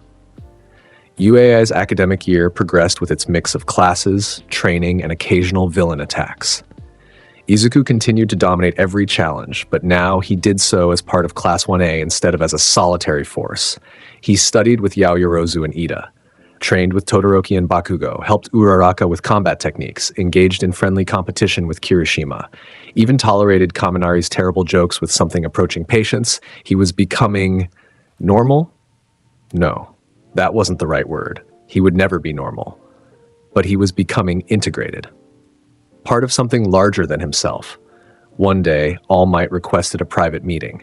The symbol of peace looked frailer than before, his skeletal form barely able to maintain his muscular appearance for more than a few minutes. "My time is running out, young Midoriya," All Might said without preamble. "The doctors give me maybe 6 months before my injury forces retirement." "I'm sorry," Izuku replied, genuine emotion in his voice. "Don't be. I've had a good run, protected millions of people, inspired a generation of heroes, and I've helped train students like you, who will carry on when I'm gone." All Might's smile was warm despite his obvious pain. "But I wanted to talk to you about what comes after." "After? After I retire, Japan will need a symbol of peace, someone powerful enough to stand against any threat, someone compassionate enough to inspire hope, someone who balances strength with humanity." All Might's eyes met Izuku's steadily. "I think that someone should be you." Izuku was silent for a long moment. "I'm 15 years old. Shadow was ageless. You carry his legacy, his power, his determination. And you've learned what he learned, that true heroism isn't about power, it's about choices, about using strength to protect instead of destroy." "I don't want to be a symbol," Izuku protested. "I just want to keep my promises. Then keep them by being the hero this world needs." All Might leaned forward. "I'm not asking you to replace me immediately. You're still learning, still growing. But in a few years, when you've completed your education and gained more experience, consider it. Consider being the symbol Japan needs." "I'll think about it," Izuku promised, "but I make no guarantees. That's all I ask." As Izuku left All Might's office, he found Todoroki waiting in the hallway. "Eavesdropping?" Izuku questioned. "Waiting. There's a difference." Todoroki fell into step beside him. "What did All Might want? To ask me to become the next symbol of peace." Todoroki nodded as if this made perfect sense. "Will you?" "I don't know. Being a symbol means being isolated again, elevated above others, separate from normal human connection." Izuku's voice carried uncertainty. "I just learned how to have friends, how to be part of something. Becoming a symbol would destroy that." "Not if you do it differently than All Might did," Todoroki countered. "He bore the burden alone because he thought he had to, but you don't have to follow that pattern. You could be a symbol of peace who stands with allies instead of above them, who inspires through connection instead of isolation." That's an interesting perspective. It's the truth. Shadow learned to work with others eventually. You can learn from the start. They walked in comfortable silence, processing the weight of All Might's request and Todoroki's insight. The year's final term brought the cultural festival, a seemingly frivolous event that Izuku initially dismissed as unnecessary, but his classmates had other ideas. "You're participating," Uraraka declared with determination. "No arguments." "I have training. You always have training. Take one day to be a normal teenager." She softened her tone. "Please, it would mean a lot to all of us." Izuku found himself unable to refuse. Something about her genuine request, about the way his classmates were trying to include him in normal activities, made resistance seem petty. The class decided on a musical performance. Somehow, Izuku ended up playing bass guitar, an instrument he'd never touched before, but mastered in an afternoon through enhanced perception and muscle memory. Practice was chaotic and loud and completely ridiculous. Jiro directed with passionate intensity. Bakugo pounded drums with aggressive enthusiasm. Kaminari's guitar playing was surprisingly good, and Izuku found himself enjoying it. Not the performance itself. Music was just mathematics and timing, easily calculated and executed. But the camaraderie, the shared purpose, the simple joy of creating something together instead of destroying threats alone. "You're smiling?" Jiro observed during a break. Actual genuine smile, not that tiny lip twitch you usually do. "I am not." Izuku caught his reflection in a nearby window. He was smiling. How strange. Not strange, human. She poked him in the shoulder. "You're finally figuring out what the rest of us knew all along.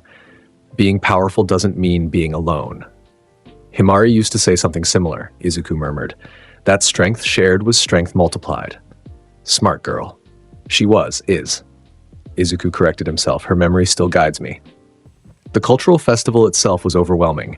Crowds of people, noise, chaos, stimulation that would have sent younger Izuku fleeing to isolation.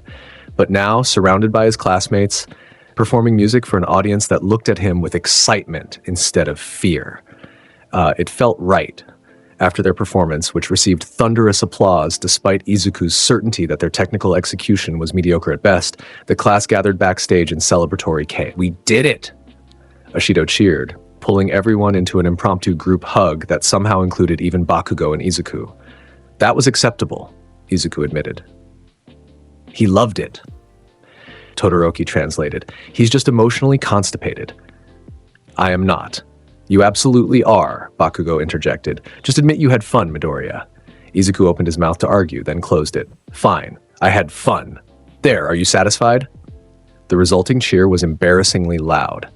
That evening, as students wound down from the festival's excitement, Izuku found himself on the dorm rooftop with Todoroki, Bakugo, Uraraka, and Ida. They sat watching the stars, comfortable in each other's presence. "I've been thinking," Izuku said quietly, "about promises and purpose, about what it means to be a hero." "Deep thoughts for festival day," Bakugo observed. "Let him finish," Todoroki chided. Izuku gathered his thoughts carefully. "When I first came to UA, I was convinced being a hero meant fighting alone, that protecting people required isolation to prevent attachments from becoming weaknesses. Shadow operated that way for years. It seemed logical. But," Uraraka prompted gently, "but Himari didn't want me to be alone. She wanted me to live, to connect, to be part of the world I was protecting. And I realize now that Shadow eventually learned the same lesson. His friends made him stronger, not weaker. His connections gave him something beyond duty to fight for." Izuku looked at his classmates, his friends, with rare vulnerability. "You all make me stronger, not through power amplification or combat synergy, but through reminding me what I'm protecting. Why heroism matters, what being human means beyond just physical form." "That's beautiful, Midoriya," Ida said, visibly moved. "It's truth," Izuku corrected. "And I wanted to say thank you for not giving up on me, for pushing through my walls, for treating me like a person instead of a weapon or a threat, for being my friends even when I didn't know how to be yours." Silence stretched, heavy with emotion. Then Bakugo broke it with characteristic bluntness. "You're getting sappy. Stop it." "Bakugo," Uraraka protested. "What? Someone has to say it. Midoriya's having a moment, and it's making me uncomfortable." "Your discomfort is irrelevant," Izuku replied, but there was warmth in his tone. "I'm expressing gratitude. Accept it gracefully or don't. The sentiment remains." "Whatever." Bakugo stood, stretching. "Just don't expect me to hug you or anything. I have standards." "I would never dream of it, Bakugo Katsuki. Stop using my full name." They bantered back and forth while the others watched with fond amusement. It was normal and comfortable, and everything Izuku had thought he'd lost with Himari's death. The school year concluded with final exams and preparation for second-year advancement. Class 1A had survived villain attacks, brutal training, and each other's quirks and personalities. They had become more than just classmates. They were a team, a family of sorts. On the last day before summer break, Izuku stood in Nezu's office once more. The principal regarded him with intelligent eyes that had witnessed everything Izuku had accomplished over the year. "Well, young Midoriya, you've certainly made your mark on UA," Nezu observed. "Defeated the League of Villains twice, acquired all 7 Chaos Emeralds, mastered abilities that defy quirk classification, and somehow, despite all that power, learned to be part of a team instead of a solitary force." "I had good teachers," Izuku replied, "and persistent classmates." "Indeed." Nezu pulled out a file. "I have your second-year assignments here. Advanced Hero Studies, Specialized Combat Training, Tactical Analysis, the complete curriculum for someone of your capabilities." He paused, eyes twinkling. "However, I'm recommending you also continue regular classes with Class 1A, now Class 2A. Your growth this year wasn't just in power, but in humanity. I'd hate to see you lose that progress through isolation in advanced programs." "I agree," Izuku said. "I want to stay with my class. They ground me in ways individual training cannot." "Excellent decision." Nezu closed the file. "Now, regarding the Chaos Emeralds, Black Doom has gone silent. No attacks, no communications, no threats since the training camp incident. Do you believe he's truly given up?" "Black Doom doesn't give up," Izuku replied thoughtfully, "but he does calculate. He determined I was no longer worth the effort to corrupt or control. that my allies and growth made me an unpredictable variable in his plans. So he's retreated to consider other options. Will he return? Eventually, but not soon. And when he does, I'll be ready. We'll be ready. Izuku's emerald eyes gleamed with determination, because I'm not fighting alone anymore. Summer vacation brought unexpected normalcy. Class 2A students scattered to internships and family visits, but a group decided to spend a week at a beach resort, ostensibly for training, but really just to enjoy being teenagers. Izuku found himself included in this plan despite his protests that he didn't require recreational activities. "You're coming," Todoroki stated firmly. "We already got your mother's permission." "You did what?" "She's very nice. Said you needed more friends and experiences beyond training." Todoroki's expression was innocently neutral, "So we're providing them." Resistance was futile. Izuku found himself at a beach resort with Todoroki, Bakugo, Ida, Uraraka, Tsuyu, Yaoyorozu, and several others. The week was filled with swimming, beach volleyball, campfires, and activities that had nothing to do with heroism. It was perfect. One evening, Izuku sat on the beach watching the sunset paint the sky in brilliant oranges and purples. The 7 Chaos Emeralds orbited around him peacefully, their light harmonizing with the natural beauty surrounding them. "Beautiful, isn't it?" Uraraka approached, sitting beside him in the sand. "Himari would have loved this." "Yes," Izuku agreed quietly. "She loved sunsets, said they proved every ending could be beautiful if you looked at it the right way." "She sounds like she was amazing." She was, 7 years old and wiser than most adults, terminal cancer patient who found joy in everything despite facing death. Izuku's voice carried old pain mixed with new acceptance. Black Doom murdered her to hurt me, to prove that caring about people made me weak. "But it didn't," Uraraka stated. "It made you stronger. Strong enough to choose mercy over vengeance. Strong enough to honor her memory by being the hero she believed in." "I hope so." Izuku looked at his classmate, his friend, with rare vulnerability. "Do you think I've done well? Honoring her promise? Becoming the hero she wanted me to be?" "I think you've done amazingly well," Uraraka said with absolute conviction. "You protect everyone, even people who fear you. You use incredible power with perfect control. You learn to work with allies and let people in despite every instinct telling you to isolate. That's exactly what a real hero does." "Thank you," Izuku whispered. "That means more than you know." They sat in comfortable silence, watching the sun disappear below the horizon, painting the world in twilight colors. "Can I ask you something?" Uraraka said after a while. "About Shadow and Maria. Do you remember them? Like, actually remember, or is it more like knowing facts about them?" "Both," Izuku replied after considering. "Some things are factual knowledge, names, dates, events, but others are visceral memories. I remember Maria's laugh, the way she smiled when Shadow did something kind, the warmth of her hand in his, the devastation when she died in his arms." He paused, emerald eyes distant with recalled emotion, and I remember Shadow's promise, the weight of it, the determination to honor her even after she was gone. That promise transcended his death, carried across dimensions, and became the foundation of who I am. That's beautiful and tragic. It's life, Izuku countered. Beauty and tragedy intertwined. Himari taught me that. Maria taught Shadow the same lesson, and now I'm teaching myself how to balance both. Uraraka stood, brushing sand from her clothes. "Well, for what it's worth, I think you're doing great, and I'm glad you're our friend, Midoriya, even if you are still kind of scary sometimes." "I am not scary. You stopped time during the license exam. That's objectively scary. That's objectively efficient. Same thing." Their banter faded as Uraraka returned to the group, leaving Izuku alone with his thoughts and his emeralds. The stars began emerging, familiar constellations Himari had loved pointing out. "I kept my promises," Izuku whispered to the twilight. "To both of you. Shadow's promise to Maria, my promise to Himari. I protected this world. I became a hero. I learned to balance power with humanity. I let people in. I'm living, not just surviving." The Chaos Emeralds pulsed with warm approval.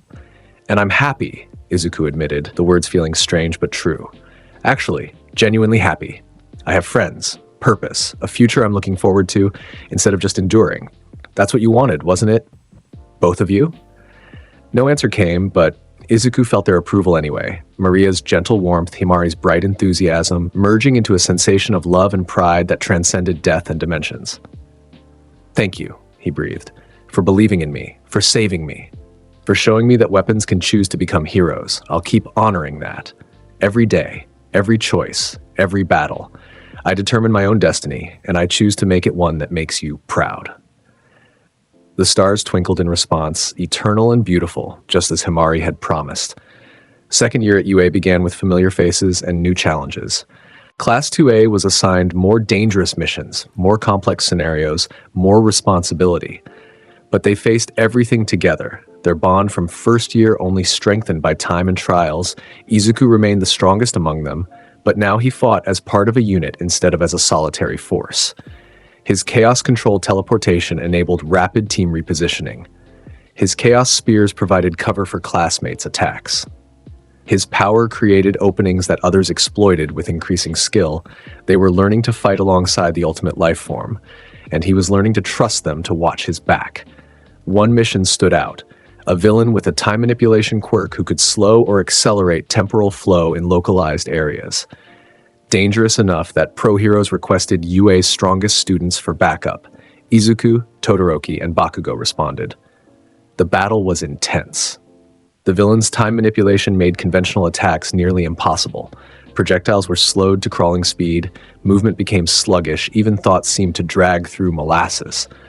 But Izuku's Chaos Control operated on principles beyond normal quirk mechanics. When the villain tried to slow his time, Izuku simply accelerated his own temporal frame to compensate. Chaos Spear. The golden javelin moved at normal speed despite the temporal distortion, forcing the villain to dodge and drop his quirk's effect momentarily. Now, Todoroki seized the opening, ice and fire combining into a devastating attack that overwhelmed the villain's defenses. Bakugo followed with explosive force that eliminated any escape routes. Got him! The villain collapsed, defeated not by overwhelming individual power, but by coordinated team action. 3 students working together to overcome an opponent that had stymied pro heroes. Good work, Izuku acknowledged as they secured the villain. Your timing was perfect, Todoroki, and your power output has increased significantly, Bakugo Katsuki. Stop using my full name. Make me. I hate you so much. Your hatred is noted and dismissed. The easy banter, the comfortable teamwork, it all felt natural now. Izuku had integrated into Class 2A so completely that isolation seemed like a distant memory from another lifetime, which, in a sense, it was. All Might's retirement came on a quiet Tuesday afternoon. No dramatic battle, no final villain confrontation, just a press conference where the symbol of peace announced he could no longer maintain his heroic form, could no longer protect Japan as he once had. The nation mourned. The hero community scrambled to fill the void, and Izuku felt the weight of expectations settling on his shoulders like physical pressure. You're not ready, Nezu said when they met to discuss the situation. You're incredibly powerful, supremely skilled, and more mature than any 16-year-old has a right to be. But you're still a student, still learning, still growing. I know, Izuku replied. All Might asked me to consider becoming the next symbol of peace. I've been thinking about it. And I don't want to be a symbol the way he was. Isolated, bearing the burden alone, elevated above everyone else. Izuku's emerald eyes were thoughtful. But maybe I can be something different. A symbol who stands with allies instead of above them, who inspires through connection instead of distance. That's a beautiful vision, Nezu observed. But symbols aren't made, they're born from necessity and crisis. You can't choose to become one. You can only be ready when the moment demands it. Then I'll be ready, Izuku promised, whatever form that readiness takes. The moment came sooner than anyone expected. A coordinated attack on multiple cities simultaneously, villains working together to overwhelm hero response capabilities, dozens of emergencies erupting at once, each one requiring immediate attention, each one threatening civilian lives. Pro heroes scrambled to respond, but there simply weren't enough of them. Too many threats, too many locations, too few defenders. Class 2A received emergency authorization to assist. They split into teams, each one assigned to a different crisis zone. But even with students helping, the situation was desperate. Izuku stood in UA's operations center, watching the chaos unfold on multiple screens. Todoroki's team struggling against a villain who could manipulate Earth, Bakugo's group pinned down by ranged attackers. Dozens of other students and heroes fighting desperately against overwhelming odds. "We need more support," a coordinator shouted into communication devices. "Multiple teams requesting backup. We don't have enough heroes to—" "Yes, you do," Izuku interrupted quietly. Everyone turned to stare at him.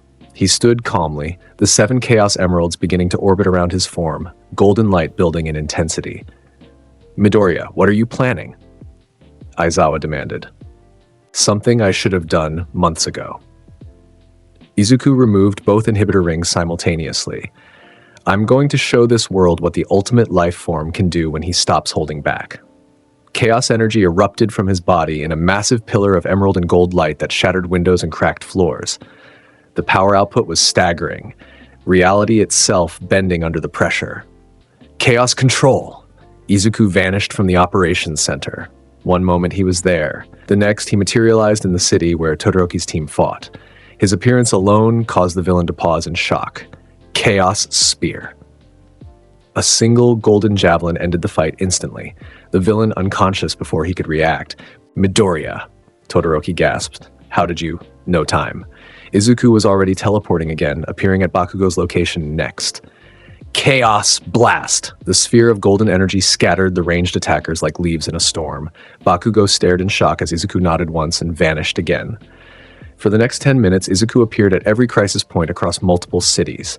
His chaos control allowed instantaneous teleportation across hundreds of kilometers. His chaos energy techniques ended each fight within seconds. His 7 Chaos Emeralds amplified his power to levels that made conventional heroics look quaint by comparison. One person, one student, ending a coordinated multi-city attack single-handedly. It was impossible. Miraculous. Terrifying. It was the birth of a symbol. When the last villain fell and the last civilian was rescued, Izuku teleported back to UA's operations center. He reattached his inhibitor rings, the golden aura fading, the Chaos Emeralds disappearing. "All threats neutralized," he reported calmly. "All civilians safe, all students accounted for, crisis resolved." The operations center was dead silent. Every person stared at him with expressions ranging from awe to fear to something approaching worship. "How?" someone finally whispered. "How is that even possible?" "I'm Shadow the Hedgehog reincarnated," Izuku stated simply. "The ultimate life form created to protect the world, and I just proved it." The aftermath was predictable chaos. Media descended on UAA, demanding interviews. The Hero Public Safety Commission wanted detailed reports. Citizens called him a savior. Some called him a threat. Izuku ignored it all, focusing instead on his classmates' reactions. "That was insane," Kirishima said, speaking for many. "You were everywhere at once, ending fights before we even knew you'd arrived." "Efficient deployment of superior capabilities," Izuku replied. "Nothing more." Nothing more?" Uraraka shook her head in amazement. "Midoriya, you saved entire cities by yourself. That's not nothing. It's what needed to be done." Izuku's expression was calm despite the intensity of everyone's stares. "All Might is retired. The world needed someone strong enough to fill that void. I proved I could." "So you're the next symbol of peace?" Ida questioned. "No, I'm something different." Izuku met their eyes steadily. "All Might stood alone. I stand with allies. He protected from above. I protect from among. He was a symbol of distant power. I'll be a symbol of achievable strength, proof that anyone can become a hero if they choose to." "Even someone who started Quirkless?" Todoroki asked quietly. "Especially someone who started Quirkless." Izuku's voice carried conviction. "I was nothing, rejected, worthless in society's eyes. Then I received power I didn't ask for, from a source I barely understand. But I chose what to do with that power, chose to honor promises to people who believed in me, chose to become a hero despite having every reason to become a villain." He paused, looking at each of his classmates in turn. "That's what I represent. Choice, determination, the refusal to let circumstances define you. Shadow was created as a weapon, but chose to be a hero. I was born quirkless, but chose to be strong.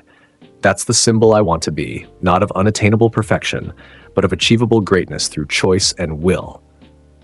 Silence greeted his words, heavy with emotion and understanding. Then Bakugo broke it. "You're still using my full name, though, right? Just to piss me off?" "Absolutely, Bakugo Katsuki." "I knew it." The tension broke into laughter, and Class 2A surrounded Izuku with acceptance and pride and something approaching family. Weeks passed. The multi-city rescue became legendary, the day one student saved Japan. Izuku's reputation transcended mere strength, becoming something symbolic. Children started wearing green and gold colors, mimicking his hero costume. Pro-heroes studied his techniques. The world started viewing him not as a threat, but as hope. But the most important changes were personal. Izuku's mother cried when she saw footage of his rescue operations. "You've become amazing, Izuku. Himari would be so proud." His classmates treated him with respect, tempered by genuine friendship. No longer afraid, no longer uncertain, just accepting him as their strongest ally and truest friend. And Izuku himself. Izuku was happy. It was strange and unfamiliar, but undeniably real. He had purpose, connection, a future he wanted to see instead of just endure. Everything Himari had wanted for him, everything Maria had hoped Shadow would find, he'd achieved it. One evening, he stood on UA's rooftop with the 7 Chaos Emeralds orbiting peacefully around him. The city stretched out below, millions of lights representing millions of lives he'd sworn to protect. "I kept my promises," he whispered to the stars. Both of them. Shadow's promise to Maria, my promise to Himari. I protected the world. I became a hero. I learned to connect with others. I balanced power with humanity. I determined my own destiny. The emeralds pulsed with warm approval. And I'm going to keep going. Keep growing. Keep being the hero you believed I could be. Izuku's voice carried certainty and peace. Thank you, Himari. Thank you, Maria, for saving me, for believing in me, for showing me that weapons can choose to become heroes. Talking to yourself? Todoroki's voice interrupted gently. Or to someone else? Izuku turned to find his friend approaching. Both. Neither. It's complicated. Everything with you is complicated. Todoroki stood beside him, looking out at the city. But that's okay. Complicated is interesting. Simple would be boring. They stood in comfortable silence for a while. All Might's watching you, you know, Todoroki eventually said, retired but still keeping track of his students. He's proud, says you've exceeded every expectation. I just did what was necessary. You always say that, but what you did was extraordinary. You became the symbol this world needed without losing yourself in the process. Todoroki's heterochromatic eyes carried warmth. That's the real achievement, not the power, but staying human despite it. I had help, Izuku admitted, from you, from Bakugo, from everyone in Class 2A.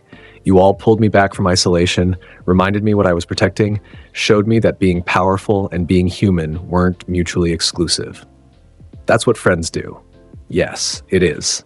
Izuku smiled, genuinely, warmly, the expression no longer rare or surprising. Thank you, Todoroki Shoto, for being my friend, for pushing me to be better, for not giving up on me when I was determined to stay alone. You're welcome, though you're still terrible at expressing emotions. I'm improving, slowly. They laughed together, the sound carrying across the rooftop and into the night.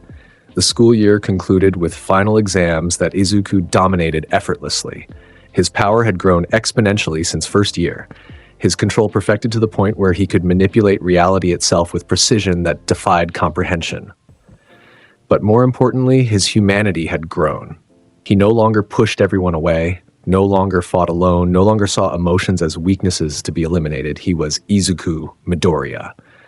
Shadow the Hedgehog reincarnated, the ultimate life form, the strongest student in UA's history, and he was happy.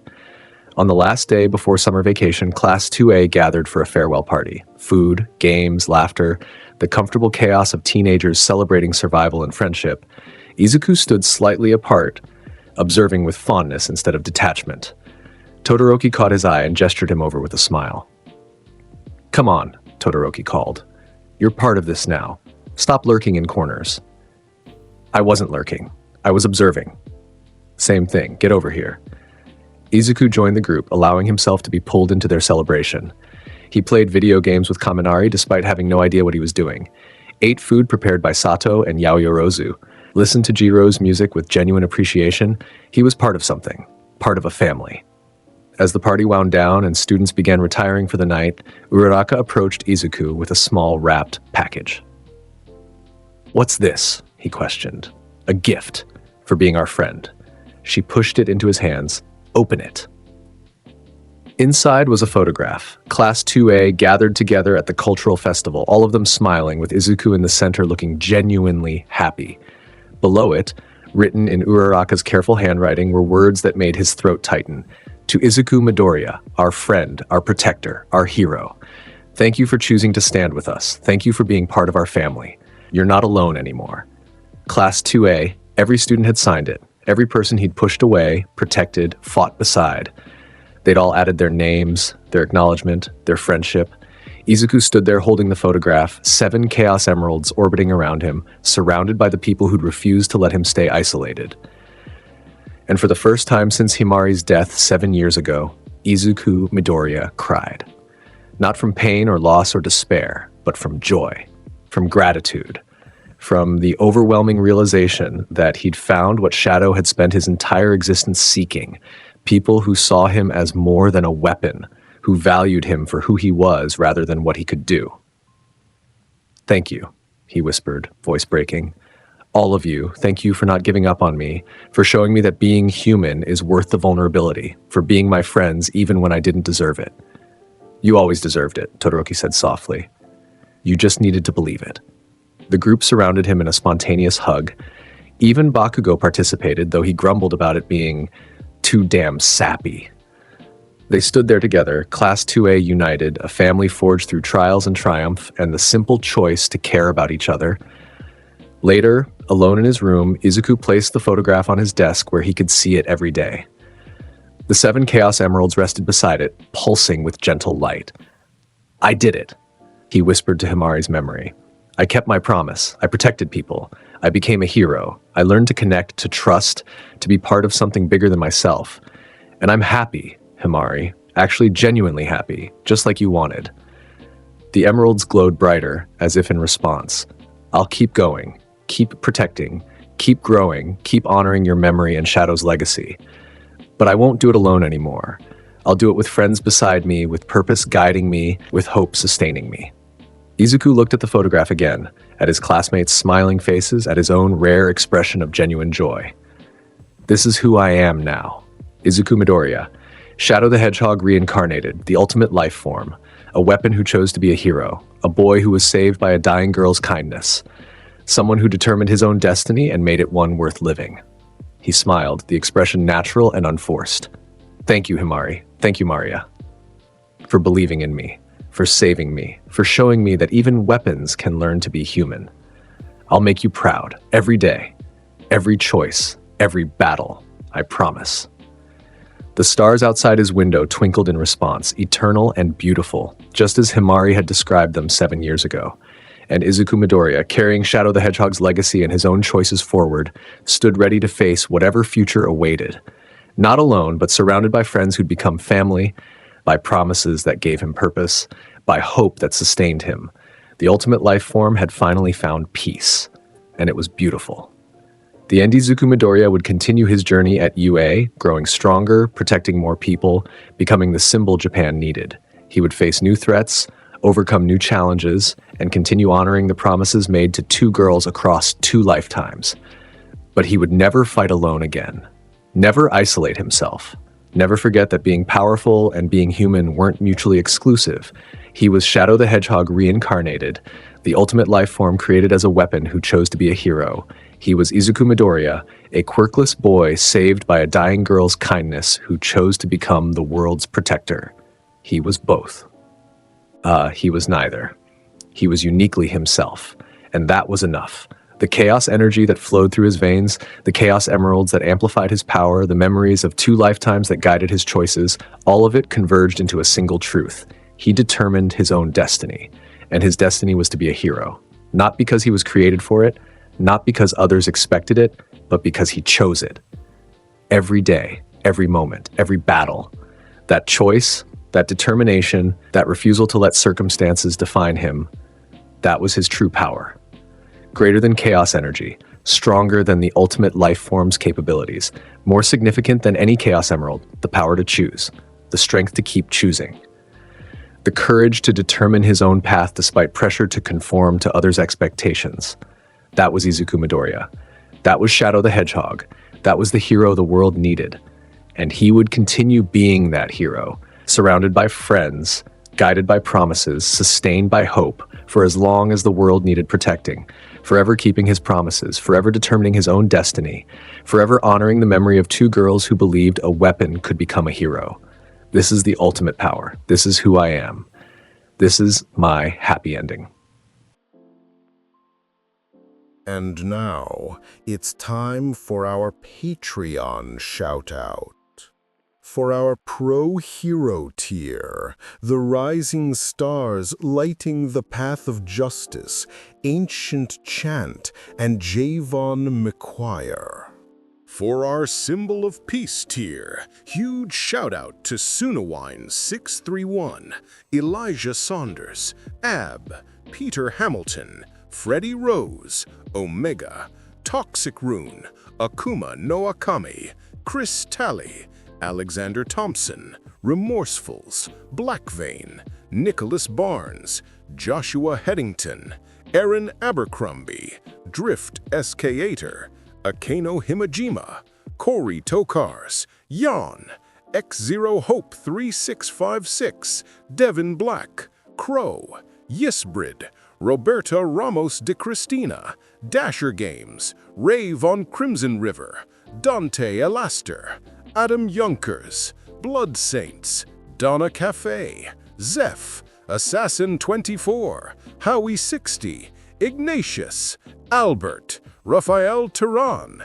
KC. And finally, for our Hope of the Universe tier, legendary thanks to Matarame, Moral, Spintown, Jaden Garrett, Greg Green, James, Kwahanyan Thompson, Juan I'm Calver, Colsey. That's Izuku Midoriya, the ultimate lifeform reborn. If you loved this story, smash that subscribe button for more epic what-if scenarios.